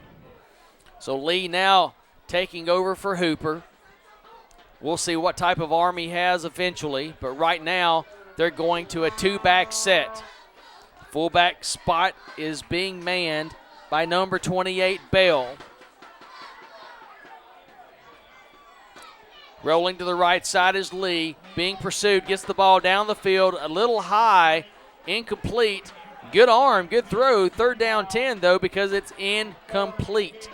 Ball aimed at number 18, Kane Smith. Little technical change of tapes there. Big 3rd down 10. Handoff, faked to Bell. Screen toss, Bell. Bell whacked! This time, Mormon, who missed a couple of opportunities in the first half, says, take a little bit of this. He is whacked. 4-yard loss on the play. Yellow Jackets bring up now 4th down, 14 yards to go. The real punting formation for CreekWood on the field. Tim, he got him that time. Simple as that. Tyler Mormon made a face-to-face textbook tackle. Kick away. It's a great kick. Ball turns over. Johnson back to receive it. Gets it at the 13. Makes one man miss. If he can get outside, he has a lot of room. He could. He's got to two the men 30. to beat. Out to the 40. Cuts back to the middle of the field. Gang tackle down at the 48-yard line. Johnson picking up his blocks, getting inside, taking it outside, brings the ball back from the 14 to the 48-yard line, and by math says it's a 34-yard return. I'm trying to get the number of the Fairview player. I'm not sure, but I think it's number 65. Made a great block on the corner to break Ben loose when he got over there after making the first man miss. Great hustle downfield, great block on the corner. The perfect start for the Yellow Jackets. The defense stands strong, make them punt. Big punt return by Ben Johnson to the 48-yard line, Fairview side of the field. 1st down 10 Yellow Jackets. Raines under center. 2 receivers in the set, 1 left, 1 right. Cassidy hands off quick. Actually, Cassidy gets it. Gets actually stopped by the official. The official right in the way that time and slowed Cassidy up a little bit. But Cassidy takes a couple of people with him. Gets the ball close to the 1st down marker. It's going to be a little short. 2nd down and 1 after the gain of 9. Official may have a sore spot in his chest tomorrow, Kevin. Ethan put a little bit of a helmet on him on that one. Terrence Payne in the backfield that time with Cassidy. He was split to the right side. Cassidy to the left. Mormon right now in for Ben Johnson, who's getting a little bit of tape on his ankle after that return. Raines under center. Quick toss out to the left side, knocked down at the line of scrimmage by number 56 of the CreekWood team, and good defensive play that time by Jacob Pate. Pate 6'3", 215. There's a lot of 6'2", 3, 4, 5 guys for CreekWood. Missed block by the left side or the right side of the offensive line, allowed him to get penetration and have time to stand straight up and make the play. 3rd down now, 2 yards to go. Yellow Jackets need a 1st down, need to sustain this drive, keep it going. Everybody on the line of scrimmage appropriately. Handoff this time, Cassidy. Cassidy, 1 yard, 2 yard, 3 yard, needed 2. 1st down, Yellow Jackets, 40-yard line. What makes that play impressive, even you may think, oh, that's just a 3 or 4 yard gain, but what made that impressive, CreekWood's defense is in a 5-man front, 3 linebackers, all of them in the gaps. It was like an 8-man line. We were able to move them out, gain the positive yardage, 1st down. Cassidy that time picks up 3, needed 2. 1st down, Yellow Jackets. Ball staying in their possession. 1st down. Raines under center. 2 backs in the set. Cassidy to the right. Payne to the left. Mormon in the offset formation is kind of a rover back. Handoff this time faked. Rolling to the left side is Raines. Got a receiver out there. Hits the receiver. Good throw. Good touch on the pass. Out to number 87, Bach. Bach picks it up for a quick gain of 8 yards. 2nd down, 2 yards to go.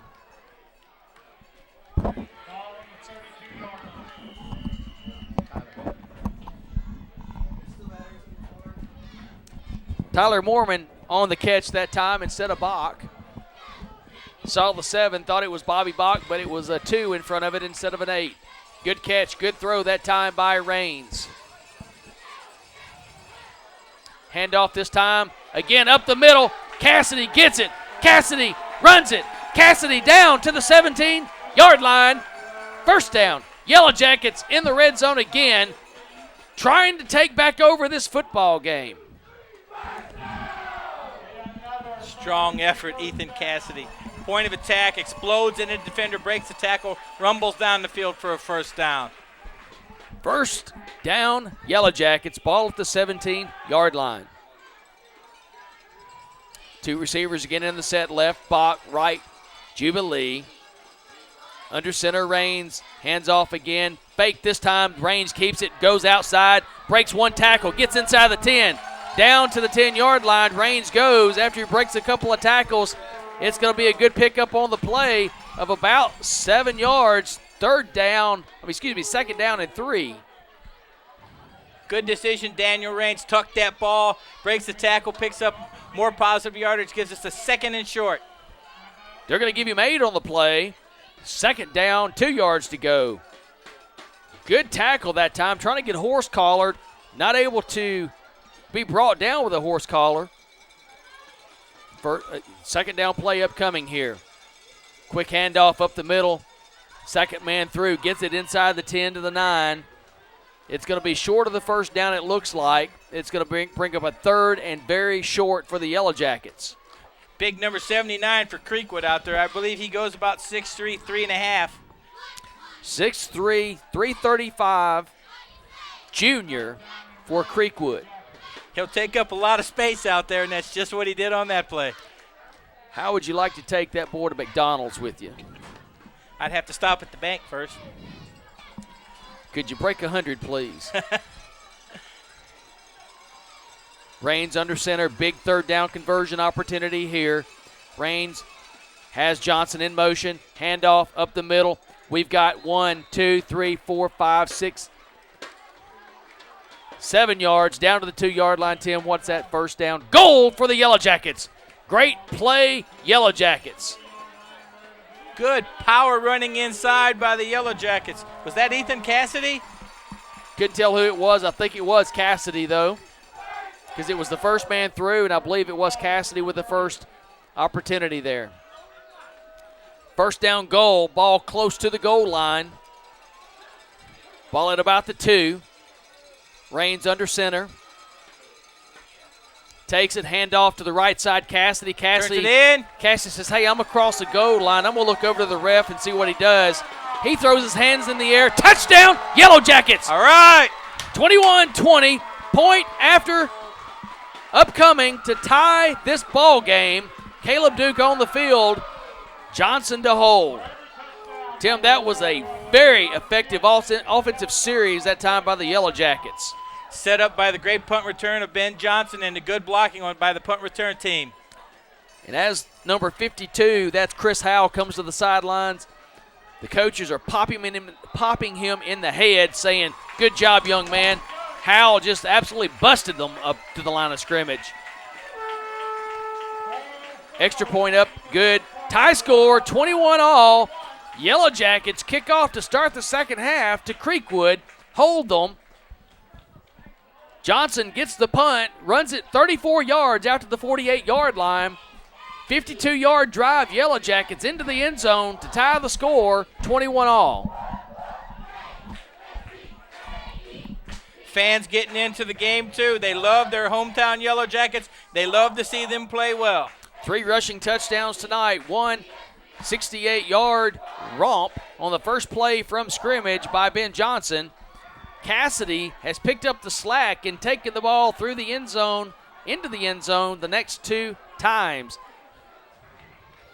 That time, though, I tell you, huge running that time by Ethan Cassidy.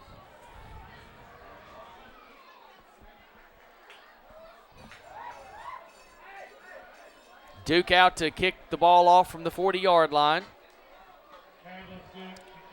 It looks like CreekWood is kind of moving everybody over to the left side of the field.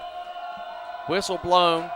Kick up and away. It's going to be brought down in bounds at the 28-yard line, and that's where he's going to be taking over possession, is at the 27, 28-yard line.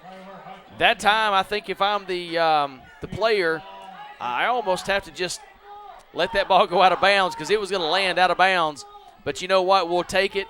We pick up 7, 8 yards by him catching the ball and having nowhere to go with it. Ball spotted right at the 28-yard line. First down 10, Creekwood. Score tied 21-all here in Fairview, Tennessee. I know today is September 12th, and a lot of remembrance of yesterday's September 11th debacle that we had in New York City and in Washington, D.C., and our thoughts and prayers out to still those families that are living those effects. This time, handoff faked by Creekwood, quarterback Lee. Tackled after a short gain on the play. Good defensive surge this time, Tim, that we're seeing. Second down, 8 yards to go. Yeah, Fairview's come out in a different defensive set this half. The first half we had that 3-down lineman, and we were trying to shift to the strong side because of the respect for that quarterback. This half we've got 4-down linemen, and we're jamming the line, and we're going to force that quarterback to make plays, the new quarterback, the replacement. Second down, 8. I formation this time. Bell dotting the I. Bell hit in the backfield again. Yellow Jackets getting a huge surge. This time in the backfield to meet him is number 58 for the Yellow Jackets. Zane Davison says, I tell you what, I'll just meet you back here and we can talk about lunch. No gain on the play. Third down, 8 yards to go.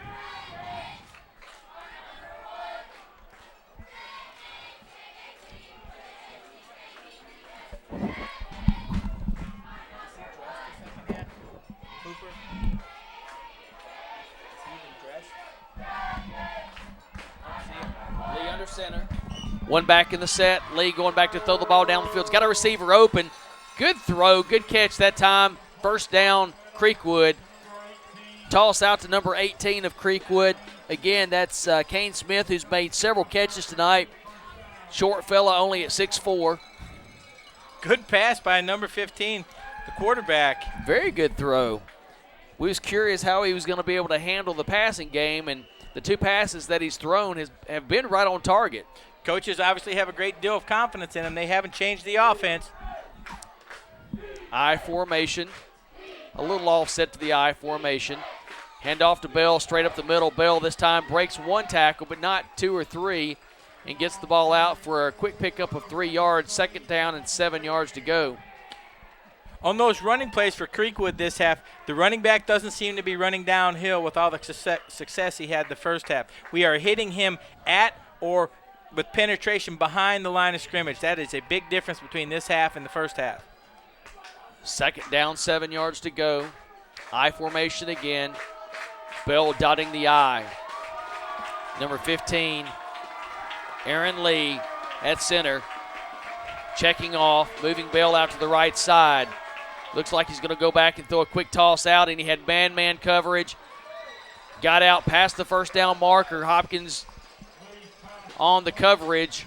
Brings down the receiver again. Is that number 19 this time? Number 19 is Timmy Lyle. Timmy Lyle is only 6'3", so he gives up an inch to his compadre at 6'4", the other wide receiver for Creekwood. That's some pretty good size. Right. And what they're reading there is, if you saw that, Fairview's defensive back was 10 yards off the ball. That was a hot read. That big tall end went down 8 yards turn. The quarterback just a little pitch and catch. He turned to gain 2 yards for the first down. 6'4" receiver to the right, 6'3" receiver to the left. Bell in the backfield by himself, toss out to the right side. Hit behind the line of scrimmage, down for a 2-yard loss. Yellow Jackets swarm to the spot. Jubilee. And it looks like Terrence Payne gets up, making the tackle behind the line of scrimmage.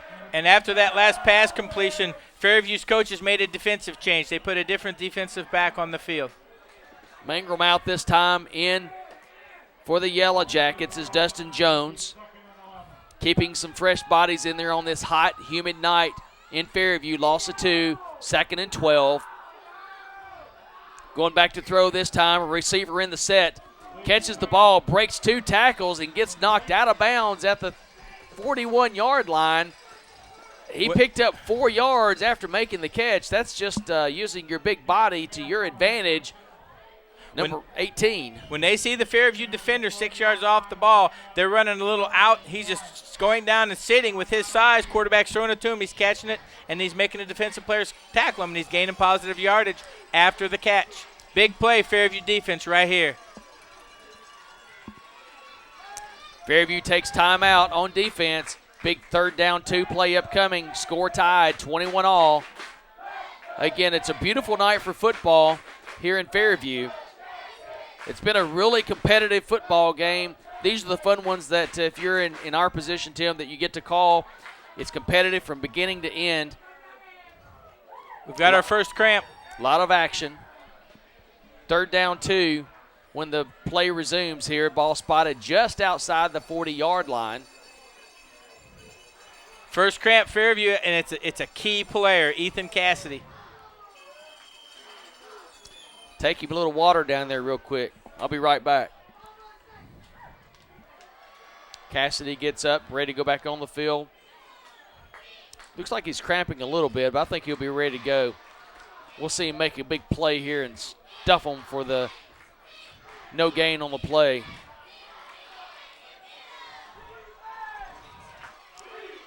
The under center I formation this time. Bell the first man through. Bell gets past the line of scrimmage, breaks 2 or 3 tackles, actually gets a good pickup of about 7 on the play. It takes 3 or 4 guys to finally bring him down. Jubilee finally with the tackle, but not until he gets the ball down to the 31-yard line of the Yellow Jackets. Jacket defense needs to bow up. We had 4 missed tackles on that player. We'd have stopped him short or for a short gain. That's going to be the last play of the 3rd quarter. That was a very fast-running 3rd quarter. Fairview, though, has the advantage in the 3rd quarter. 7-0 score for the Yellow Jackets to tie the game at 21-all. But going into the 4th quarter, CreekWood on the move with their first down at the 31-yard line on the Yellow Jackets side of the field. Fairview having a great deal of success with that 4-down lineman set. CreekWood makes an adjustment. They start splitting those big, tall receivers out and throwing it to them. Fairview's got to make an adjustment to come up with something for that. Those big receivers are just having their way with the Fairview defensive backs here the second half. Now, we've said going into this year we want to continue to recognize senior players. They've been here. Some played for all 4 years. But we certainly want to call them out. Sometimes we're not getting everyone's name mentioned based on who's getting the ball, of what's happening in the game, but everyone contributes greatly to the success of the team. It's a team effort. Jubilee is a senior for the Yellow Jackets. We've got him listed at 6 foot, 190 pounds, number 3, Jonathan Jubilee. In addition to Jonathan, number 8, Calvin Hopkins, a senior, 5'9", 170 pounds, brings a lot of vigor to the team on the defensive side of the ball. Ben Johnson, number 17. Ben's been a major contributor for the last few years for the Yellow Jackets. 6'2", 195 pounds. Isaac Hewlin, number 18, 5'10", 170. We'll be getting back to you soon with some more players. Right now, I formation. First man in the I is Bell. Bell gets the quick handoff up the middle, and he's got a little running room. He's got, for a middle handoff, he gets a quick hit for about 5 yards. We're going to call it. Let's see where they spot it down. We're going to call it a gain of about 4 yards on the play. 2nd down and 6, and Tim, here the cramps start. Wuchina gets up, but since they blew the whistle down, Wuchina will have to come off the field. Ryan Collins comes in. 2nd and 7. Fairview needs to make a play here, Kevin. Lee doing a good job taking over for Hooper. In motion. Receiver. Tall receivers down the field. Got a man open. Johnson down to cover the play. No way. They're calling a pass interference. Quite frankly, that was just a great defensive play. And when the coaches look at that, they're going to be saying, hey, can we send a picture of this to the TSSAA officiating office, because I think that we just had a hamburglar. We were robbed. You know, Well, as we're sorting this out, let's go ahead and give some kudos to the other seniors, because the only thing we can sort out there is we made a good play and didn't get the credit for it. I don't think Ben touched him. I think Ben jumped behind him and crossed and went for the ball. 14-yard line, first down 10 now for CreekWood. Score tied 21-all. Everyone in the crowd agrees with you and I, Tim. We just think it was a great defensive play. Back to throw again, throwing it down the middle. Ball caught, good throw, good catch. Down to number 34 of CreekWood. It's going to be another first down and goal. Ball inside the 5 at the 4-yard line. And for CreekWood, number 34 that made the catch is Jacob Mayer, who's a junior. That young quarterback, it took him a couple series to warm up. Now he's on fire. He certainly is. Fairview's got to stop this one of two ways. They've got to put pressure on him and sack him, or they've got to jam those receivers and not let them get down in the seams. We need a turnabout's fair play fumble here to get the ball back. Number 6 is going to line up behind Bell, and that's Odom. Lee hands off to Odom. Odom gets hit behind the line of scrimmage, falls forward close to the goal line, but he's not in. He's going to be stopped a couple of yards short. Second and goal from the 2-yard line. Hit behind the line of scrimmage again, though. We're getting back there. We're just not getting them down behind the line of scrimmage when we make that initial contact tonight. Yeah, and what really bothers me about this is when an official makes a play that impacts a game that is obviously horrible, I don't know why the TSSAA doesn't make stronger penalties. Second and goal, ball handed to Bell. Bell hit behind the line of scrimmage, twists, turns, and he gets into the end zone. Again, the Yellow Jackets come to the line of scrimmage strong. Mormon hit him behind the line of scrimmage, but Bell twists, turn, dove into the end zone. Touchdown, CreekWood. CreekWood takes a 27-21 lead with a point after upcoming. 5'11", 195. Squirms in for the touchdown, thanks to an official's horrible, horrible call. Was there a horrible call on that series? Yeah. Yes. Ball spotted down, kick up and away. And from here it looks good. The officials say it is, and it's a 28-21 CreekWood lead. And if you just joined us on the replay here, CreekWood, starting quarterback, toward the end of the first half, diving in for a touchdown run, had his bell rung a little bit, and they're holding him out for precautionary measures in the second half, and that's Blaine Hooper. Coming in for CreekWood is number 15, Aaron Lee, who drove the ball down the field that time for CreekWood. The ball starting at the 27-yard line.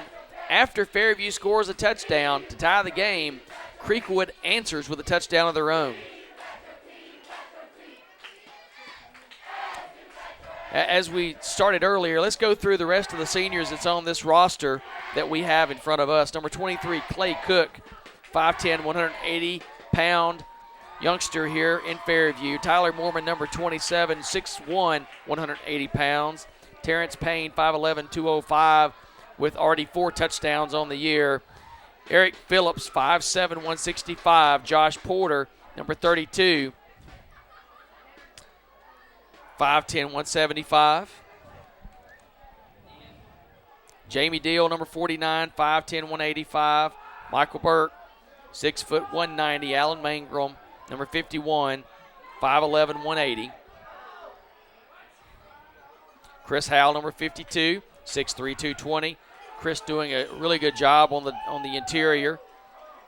Dustin Jones, number 55, 250 pounds. Ball this time kick to Bach to the right side of the field. Bach's got some room if he can get past the interior line. Good surge, but he's brought down right past the 30-yard line. 31-yard line, first down 10, Yellow Jackets.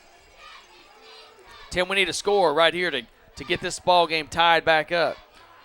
Fairview needs to answer on this drive. This is the drive that Fairview needs to answer so they'll have time to take the go-ahead and win this ball game in the end. 31-yard line, first down 10, Yellow Jackets.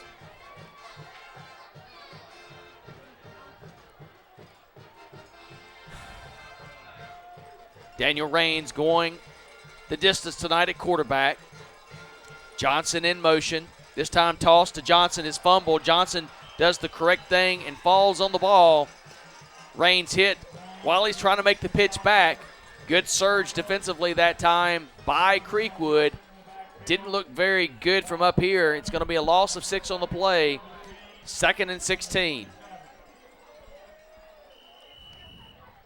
Fairview having a great deal of success inside, running that dive play or that second man through. Let's see if we see some of that on this drive. They've also had success throwing the ball down the field to Johnson. He's been able to go up and make some good plays. Bach to the left, Jubilee to the right. Johnson's going to actually be split out off the line, but he's split out to the right side as a receiver. Raines going back, runs into his receiver, gets the ball down the field in the direction of Johnson. Down the field, caught for a 10-yard pickup. It's going to be a really good pickup. It's going to bring up 3rd down and what we call manageable at this point, 3rd and 5. Ball out to the 35-yard line, 36-yard line for the Yellow Jackets. Tim, I wouldn't be surprised if they didn't do it again. Maybe to the other side of the field, give him a little bit more room on the wide side to make a play after he catches the ball. Because certainly Johnson has great hands and great athletic ability, as do our other receivers. Like they say in the pro game, he has great yak, yards after the catch. This time, Johnson diving across to the 40-yard line. He's going to be a tad short. It's going to be 4th down and 1 for the Yellow Jackets. Down with the clock running, and defensively not being able to contain CreekWood. A little over 9 minutes and a half left in this game. Yellow Jackets have a big decision here. It's like they're going for it. And I think they are going for it. That was the same play they opened the game with, Kevin. And the hole was there. Ben got caught up in a little bodies down, and he got tripped up just a little bit, kept him from another long gain. He looked like he could take that one to the distance, too, with the misdirection play there. Tim, well, we got a moment in the action, or break in the action here. Second timeout, this time called by the Yellow Jackets offense. Kind of go back here and give credit for these seniors. I stopped with Dustin Jones, number 55. Ryan Collins is also a senior for the Yellow Jackets, 5'11", 260. Zach Beard, senior, 6'2", 305 pounds. Zach's been busting some holes tonight. He's been clogging it up on defenses when he's been in the game on defense. Ivan Woodchina, 5'11", 220, number 64. Ian Woodchina, 6 foot, 245. And that rounds out the senior class that's on this football roster. We have 18 seniors playing for the Yellow Jackets this year. And I think we do pretty much hope that these seniors can take them to another state playoff opportunity in Region 6-2A. And next year's going to be a whole new ball game with district play. I'm interested to see how those districts break out. 4th down. Yellow Jackets going for it. Handoff. Range rolling out. He's got the room. Needs one block. He got it. Across the 41, the 42 to the 45-yard line. 1st down, Yellow Jackets. Big conversion on 4th down. Pickup of 6 yards. A gutsy play. Running the ball behind the line of scrimmage. Great blocking, though. Long count to see if he could draw him off sides. They had a play to run. Ran the play. It comes over. Blocking up front. He takes the ball, tucks it, gets the 1st down for the Jackets. Big play.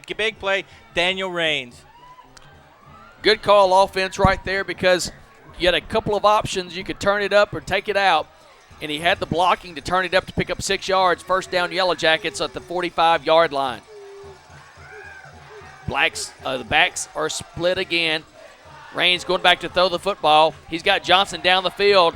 Good defensive play that time by number 27 of CreekWood. Good throw, though, because absolutely if Johnson doesn't make the catch, nobody else will where the ball was thrown. It was a good throw by Raines. And it also keeps those linebackers and the defensive backs honest. They can't be coming up and jamming the line. So that'll open up that dive play and that option that we've been running, and even that counter play. Tim, looking at it from up here, you've got number 2, pretty short fellow on the right side. I don't know that I wouldn't split Johnson out as a wide receiver to go one-on-one with him and go deep.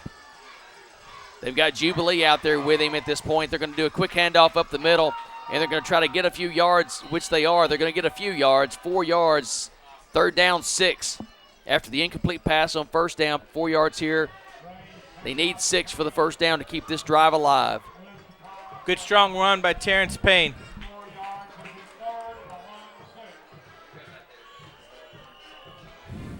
I think it's obvious if we get any kind of positive yards and we end up having a 4th and short, we're going for it. I agree. Let's just go ahead and get it right here and not even have to make the call. 3rd down, 6 Yellow Jackets. Hewlin split out to the left side. Jubilee to the right side. Johnson also. Got Johnson on a little guy. To the right side as well. Johnson goes Screen across. in the middle. Screen Great. into the middle. Good call. Payne's got it. He breaks one tackle. He's Gets rumbling. outside. Rumbling down the middle of the field inside the 30-yard line. First down, Yellow Jackets. What a great call for the Yellow Jackets. All of your key guys that you've been using were decoys. You split them out wide, you stretch the field, and you run the screen back up the middle. Good call. First time we've seen that play tonight. Excellent timing. Absolutely. Great call.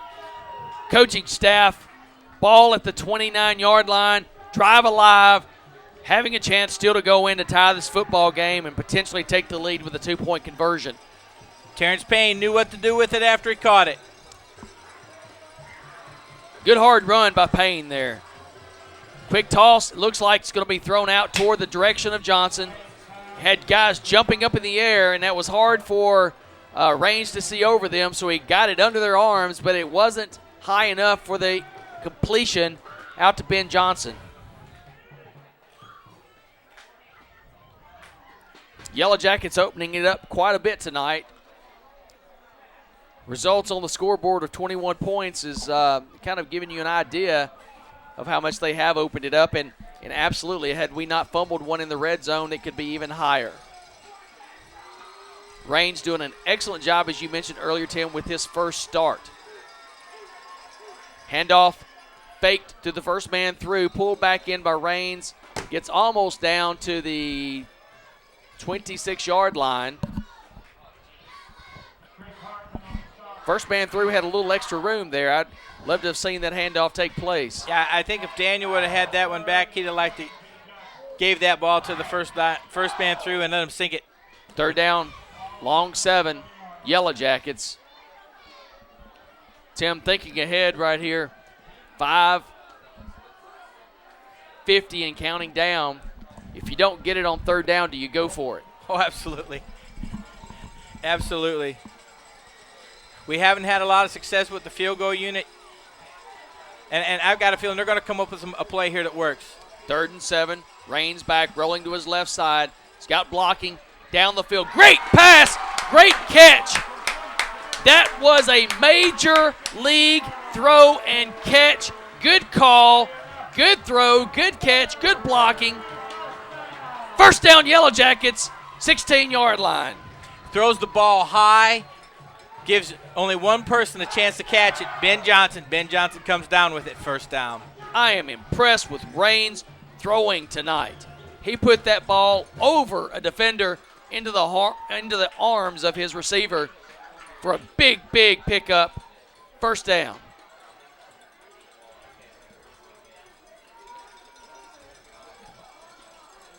Payne Mormon in the backfield. Saw an opening. He called it. Quick snap. Gets up the middle. Gets 10 yards, 11 yards. Down to the 5-yard line. I'm going to tell you that again. That was smart. He saw the opening and went. That was a hot read. It looked like CreekWood came up in a 4-man front. The center was not covered. The linebacker was off the ball. He makes a hot read call. Takes it up in there, beats the linebacker, makes a quick move. He's got some strength and he's got some speed. Good play, Daniel Raines. Raines tonight's pretty close to what I would consider the player of the game for the Yellow Jackets, although Johnson has made some really good plays along with Cassidy in this game. You know, this is one of those games.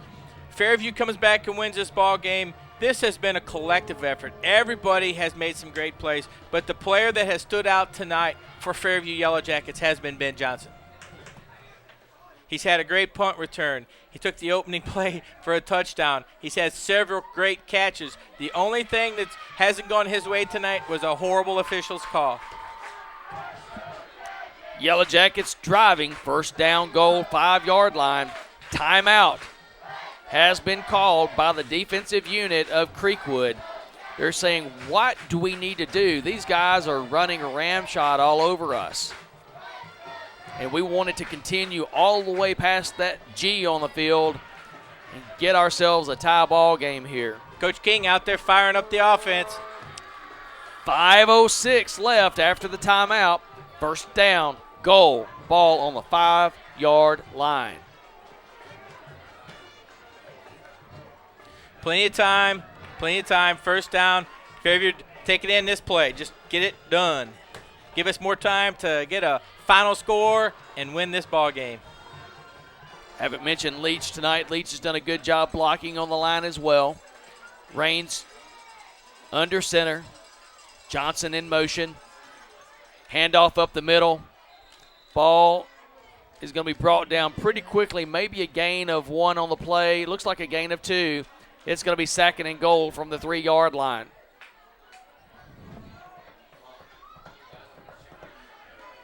This is where the yards get tough, and this is where the tough get yards.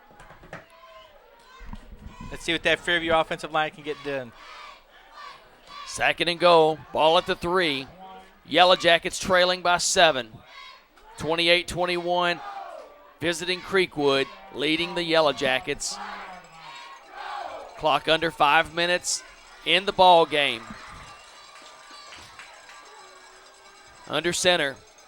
Second man through. Gets the ball toward the goal line. It's going to be close, but he did not break the plane.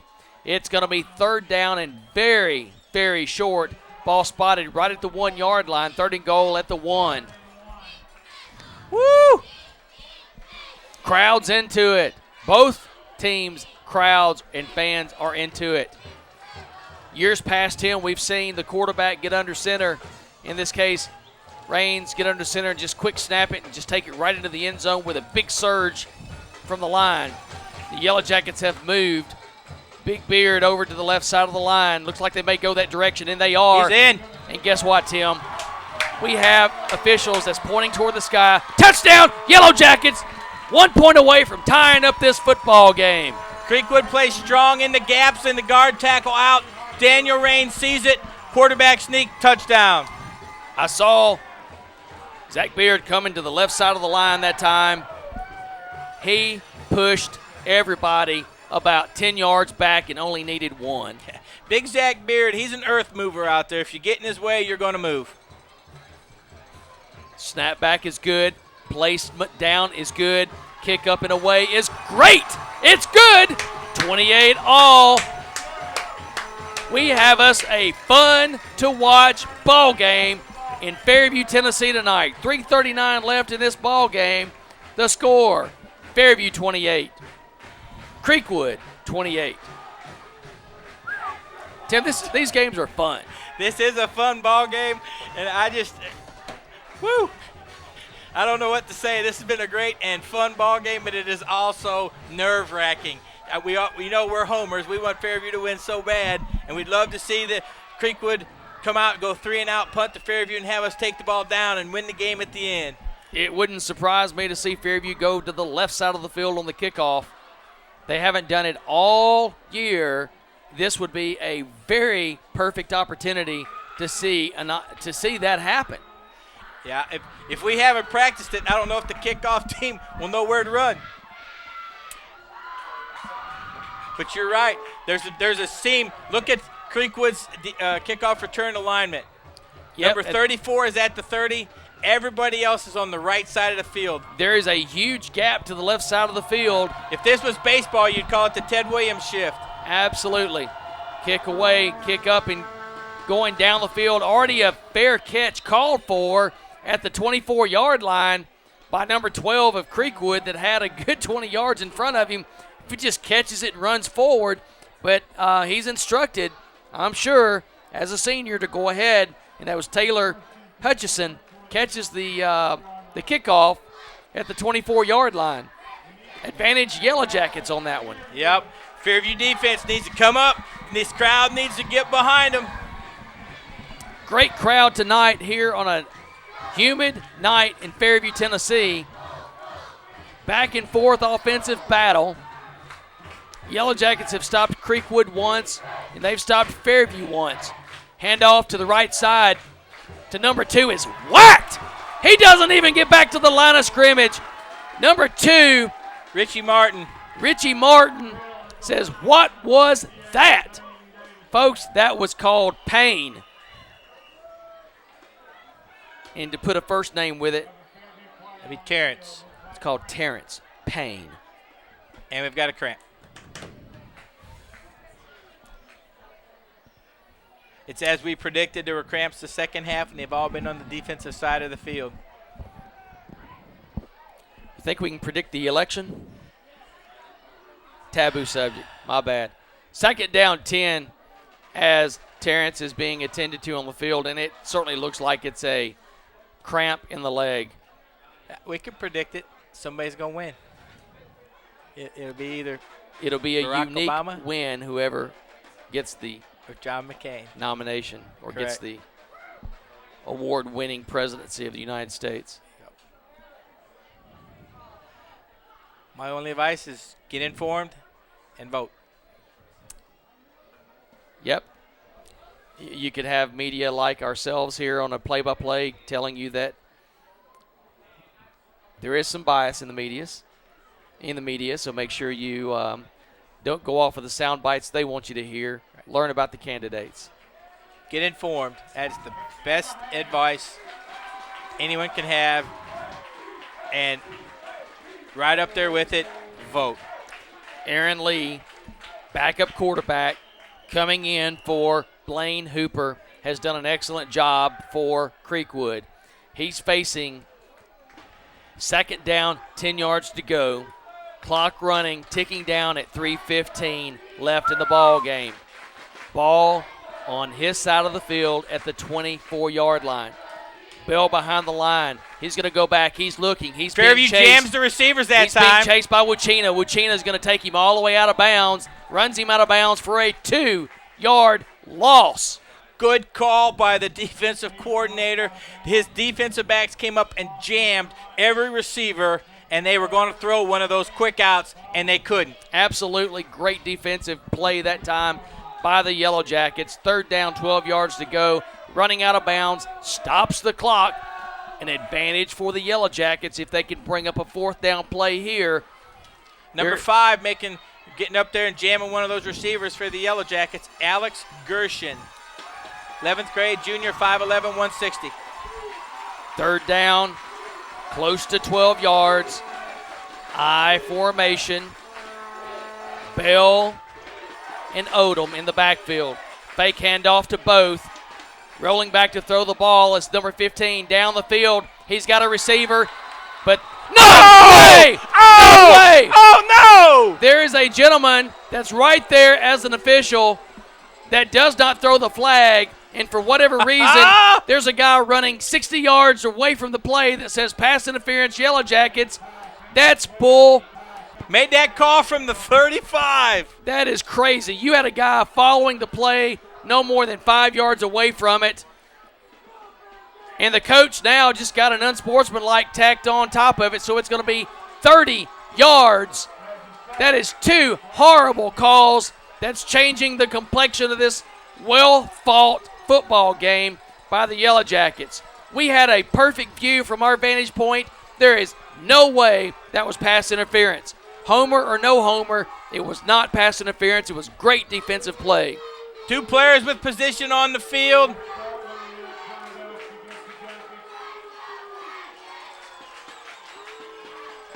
They've stepped off the first penalty. Now they're taking off the additional 15 where the coaching staff was whistled for unsportsmanlike conduct. A 30-yard penalty against the Yellow Jackets when it should be 4th down and 12 call. and getting the ball back. The Yellow Jacket defense is going to have to overcome some pitiful officiating adversity here. Well, there was contact out there, but it was both players going, and they're both entitled to their position on the field. Handoff to Bell. Bell hit in the backfield. He doesn't Quarterback have the keeps ball, though, but the quarterback has it. He slammed down to the ground at the 49-yard line, 48-yard line. A loss of 3 on the play. Yellow Jackets come strong. What that call also does, Kevin, is it gives them time to burn the clock and limits the time Fairview will have if and when they get the ball back. So they did hand off to Bell. It looked like the quarterback kept it, but he didn't. Bell got the ball, got back to the line of scrimmage, 2nd and 10. Well, we tackled them both. We got them both down. The second guy brought down a little harder than the first guy, but 2nd and 10. Clock running, 2:10 and counting down. CreekWood with 2 timeouts left. Yellow Jackets with 1 timeout left. Bell in the backfield, man in motion. Handoff to Bell up the middle. He's got a big hole to run through.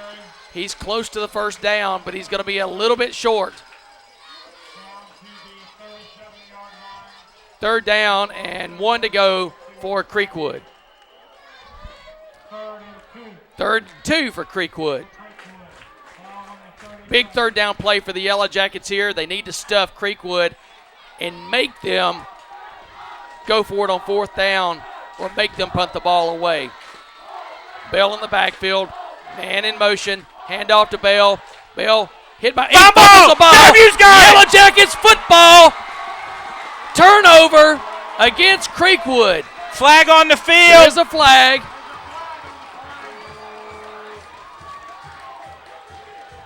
And it's against CreekWood. The Yellow Jackets, I'm sure, is going to say, no, thank you. Personal we foul. want the football. Or they're going to say, yes, thank you. We'll get 15 of those yards back that you should have got in the first place.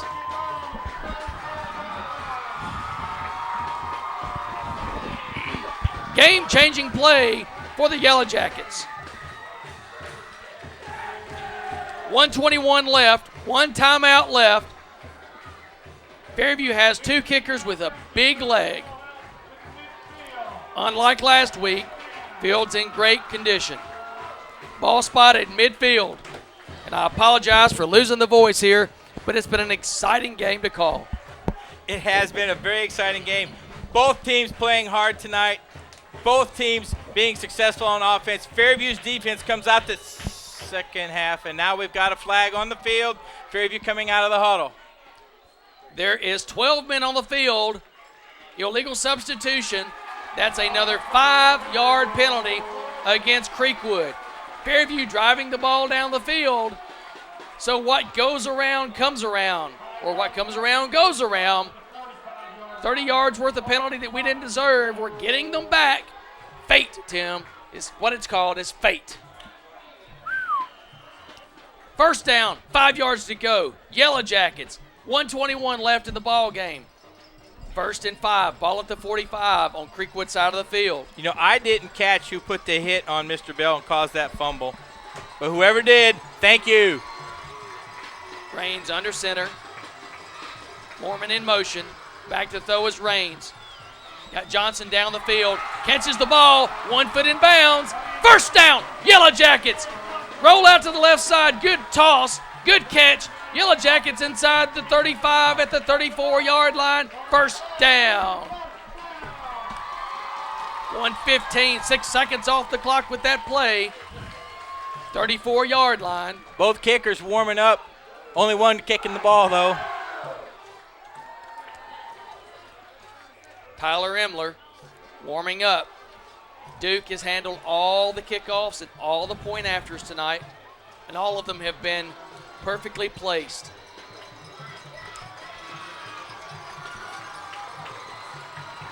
Daniel Raines under center. Tyler Mormon, a little confused with the call. Too much time. Should have called Yellow timeout. Jackets had they one have timeout left. Delay a game that time. Didn't get the play in time. Tyler Mormon wasn't sure of the play. Daniel Raines turns back to do the smart thing, make sure he knows it.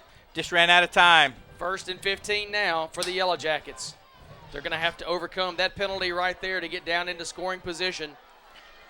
Once again, Fairview on a key drive comes up with a mental error. Fumbling, delay a game, but they can overcome it. Come on, Jackets, let's go. Raines under center. 2 backs in the set.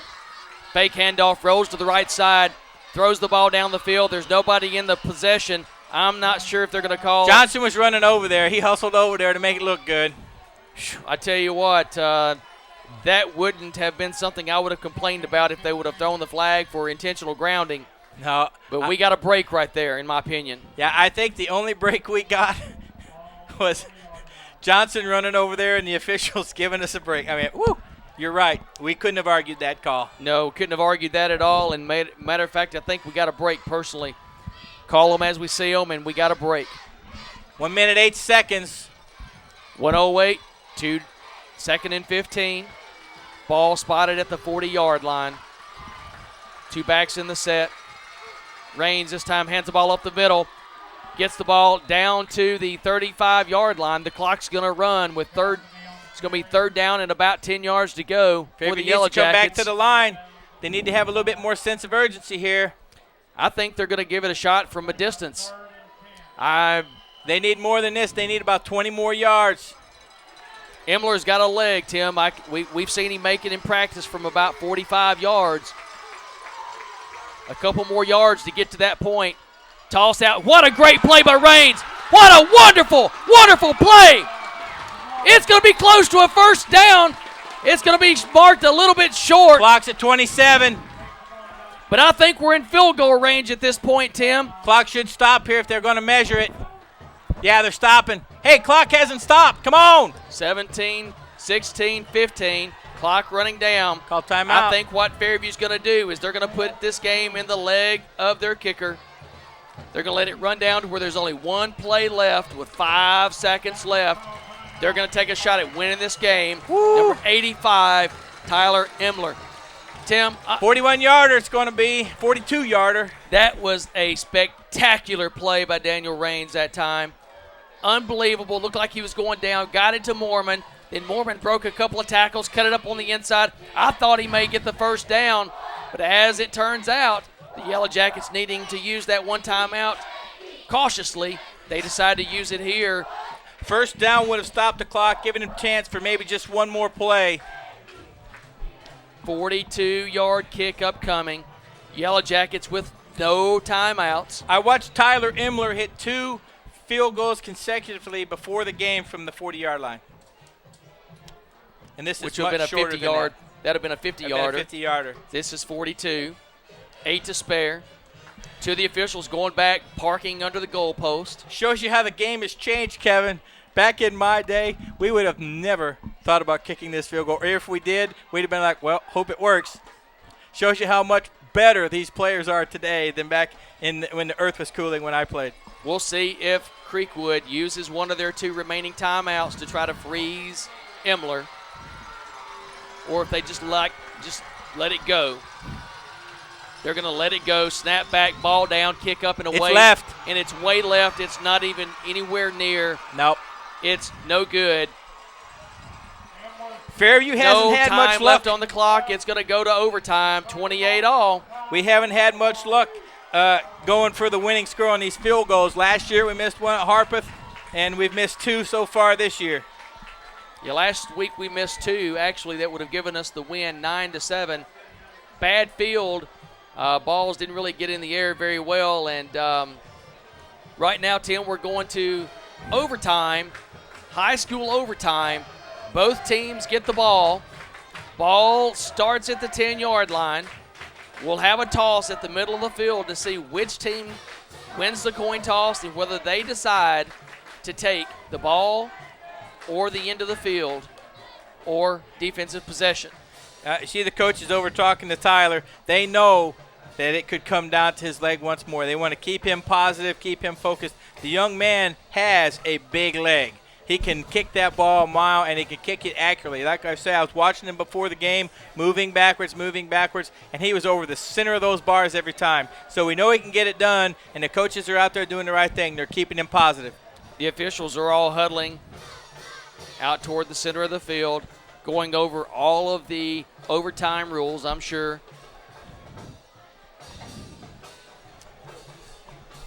Getting their cell phones out, calling their wives, telling them they're going to be a little bit late tonight.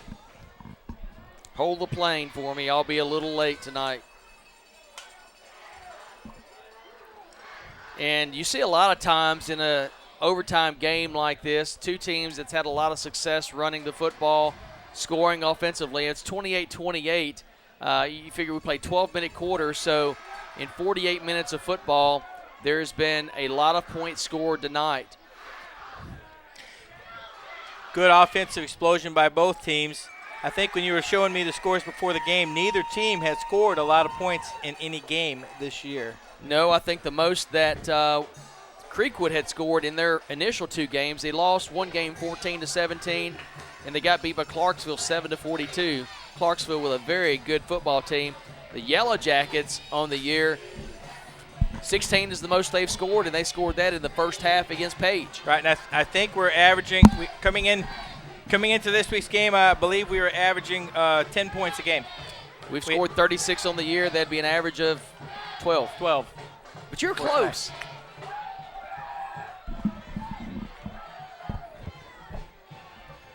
I missed a score. I was coming up with 27.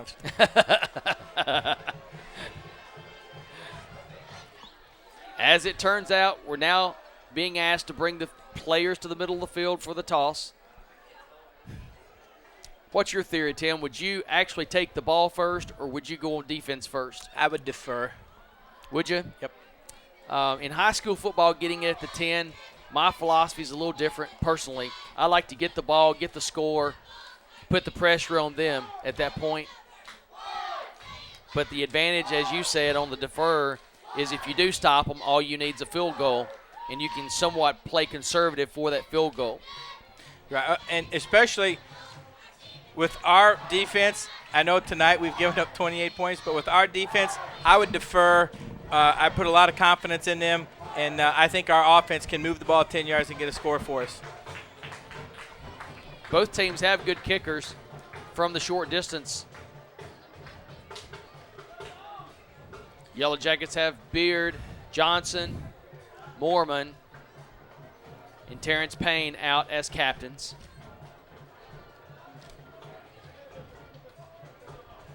And we'll see what the officials signal here. Be interesting to see what the Fairview coaches, how they feel about this. Toss is in the air. Looks like the Yellow Jackets did win the toss. And if they defer,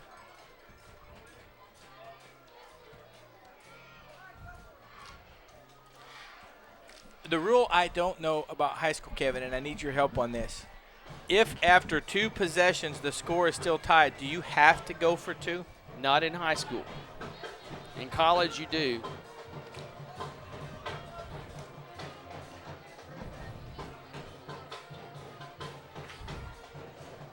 Unless they changed it this year. I saw a 4 overtime game a couple of years ago. So we're going to be playing on the, as you're looking at it in your camera angle, on the right side of the field. The Yellow Jackets will go on defense first. As my partner Tim French has said, let's defer, let's play defense, let's stop them. Another reason they may have deferred is you don't have the starting quarterback in there for CreekWood. That's true. He's played well this second half, but this is overtime, a little bit more pressure on him. Just what the guys wanted on a hot, muggy night is to go extra time. But they'd rather go extra time than lose in regulation. They'd much rather come out and take this thing and win it in overtime, no doubt about it. I see big Zach Beard walking out there ready to hit somebody. Yeah, let's give some people credit for getting this game on the air for you tonight. Bob King, producer. Stephen Locke, John Perez, Ian McCauley, Zach Lawson, Yanni Parker, Wyatt Lampley. Handoff up the middle. This time Bell is hit at the 10-yard line, stopped at the 10-yard line. Second down goal at the 10-yard line. Tyler Moorman in the backfield once again. Finishing it out after Yanni Parker, we also have working the production tonight, Wyatt Lampley and James Weimer. Stephen Locke is your director tonight for the Fairview High School production team. Again, produced by Bob King. Commentary tonight provided by Kevin Anderson and Tim French. Bell in the backfield, gets a handoff over the left side. He's trying to take it outside. He's got a little room, but not a lot of room. He's going to be brought down after a gain of a couple. At the 6 or 7? Trying to see where it's at. One of the Fairview players looks like he's got a cramp wanting to stay in the game. Tim, let's just say that's going to be around the 6-yard line, so 3rd and goal at the 6-yard line. This is ready to put that big wide receiver set out there, and you got to be conscious of them throwing the ball out there, letting them make a play. But when they've done that tonight, they've also come back with that powerful back. Bell off tackle. Big play defense. 3rd down, goal, 6-yard line, overtime. I formation. Their key back, Bell, first one in the eye, faked, and Trying he's to being throw the rushed. fade. Oh! Sacked! The Yellow Jackets send Mormon. They were running that fade over on the left side. Gets in, creates the sack, back outside the 10 at the 11-yard line. Now it's 4th and goal at the 11. CreekWood has a huge decision here. They were going to throw that fade down the left side. Fairview started jamming the receivers. It wasn't there. Tried to roll to the right. Tyler Mormon sacks him in the backfield. Mormon did 2 things that was spectacular there. As you're calling the play there, Tim, or as you're looking at the play, he was going to throw it to the left. Mormon jumps up in the air, takes it away from him. Then he sacks him after he gets back on the ground with both feet. And I'm glad he did because he could have had another Ball interference being call. held by Neil Swall. Kick's going to be put up in the air by number 36, Nolan Dietz. High snap, ball kick up and away. It's going to be left. I don't know. I don't think it's any good, and it is not. No good. Yellow Jackets defense holds. They now have a chance to come on this field. Any point wins this ball game for the Yellow Jackets. That is the best defensive stand we have seen all night long. Sure was. The coaches took a gamble here the last quarter.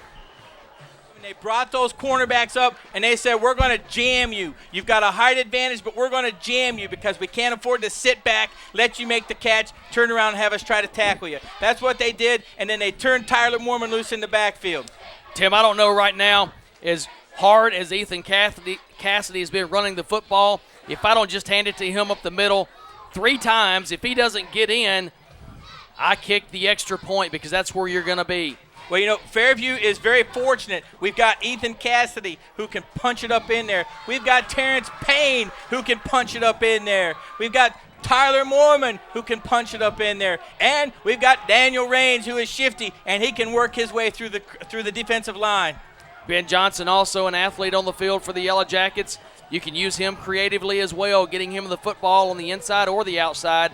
He has tons of power to move the ball. Looks like the Yellow Jackets are going to get it a little left of center of the field. Coach King with a little last-minute advice for Daniel Raines.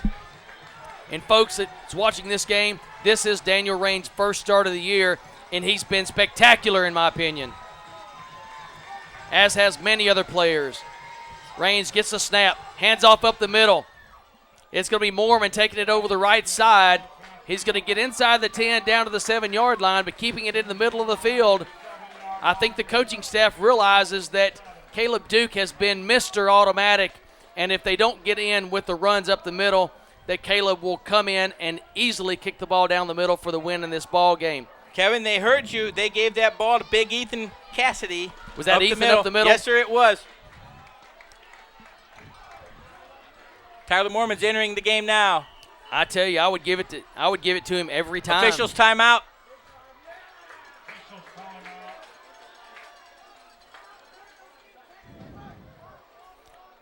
We must have somebody that's injured on the play or something.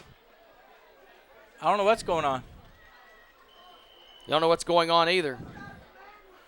Do we have too many men on the field right now? No. Came off. Daniel Raines came off, actually. He's limping. I didn't see that to the right side. He came off, so Johnson now is going to go in at quarterback. Johnson's first snap under center tonight, but he's been the starting quarterback for the first 3 games and in majority of last year, so not an awkward position for him. Cassidy to the right side. Mormon in motion. They hand it off to Cassidy again. Straight up the middle, diving for the end zone. down to the 4-yard line. I would do it one more time, Tim. I wouldn't gamble. I'd give it to him one more time. I have complete faith Caleb Duke will kick this down the middle if we don't get it into the end zone. I'd get it more to the center of the field, though. I'd look Jack Beard in the eye, and I'd ask him, you got one more in you, big boy? And I'm sure he'd say yes. And then I'd look at Ethan Cassidy or Terrence Payne, and one of them and say, can you run up in there behind him, big boy? And I'm sure they'd say yeah. Payne on the year has 4 touchdown runs. Cassidy has 2 tonight. Johnson under center. Mormon in motion. Handoff this time to Payne. Other side, he's in! He's in! Fairview wins! Fairview wins! Touchdown in overtime!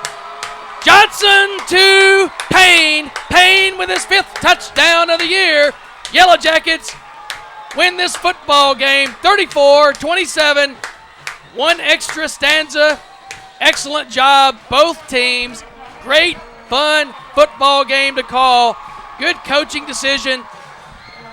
Great game, Tim. This is absolutely fun to be here tonight for this football game. Good call. Their defense is obviously was looking at that offensive right side. They go over to Terrence Payne. That offensive left side gets it done. Terrence Payne bangs up in there for the score. He was hit before the goal line, Kevin, but he wouldn't be stopped. Terrence Payne, senior, 205 pounds, left side of the line. Like you said, do you have one more in you, big fella, Mr. Beard? And I think he did. He pushed them through, as did the other guys on the line. CreekWood making the trip back to Dixon County tonight after a good, hard-fought game, but they're going back with an overtime loss to the homestanding Fairview High School Yellow Jackets from 6-2A, playing against the 6-3A CreekWood team. That's back-to-back heartbreaking losses for the CreekWood team. You have to feel for them, and you know that what we're more concerned about is their quarterback. We hope and we pray that he's okay, that this is just an injury he can overcome, and he'll be back for them next week. Absolutely, Tim, and I want to agree with you on that completely. That did change the game because that young man was spectacular for CreekWood, and losing him had to take a little away, although Lee came in and did an excellent job for CreekWood. Certainly losing your leader like that has got to make some type of an effect. The Fairview team coming to the sideline now, saluting the home fans that cheered them on. Right. Excellent game tonight. You know, Kevin, there are some players, and this quarterback hold on a second, they're singing the alma mater here, or the school song. The crowd had a great name to watch tonight. Players are into it. The cheerleaders are into it. CreekWood, your heart goes out to them for fighting hard tonight and leaving with a loss. But the Yellow Jackets throw their helmets into the air. They show them in the air. Fourth quarter was there. Second half was theirs. Yellow Jackets, Tim, win tonight. Great football game. Thanks for being here with me. Enjoyable. We'll see you in 1 week. Thanks, Kevin. Enjoyed it. Everybody drive safe.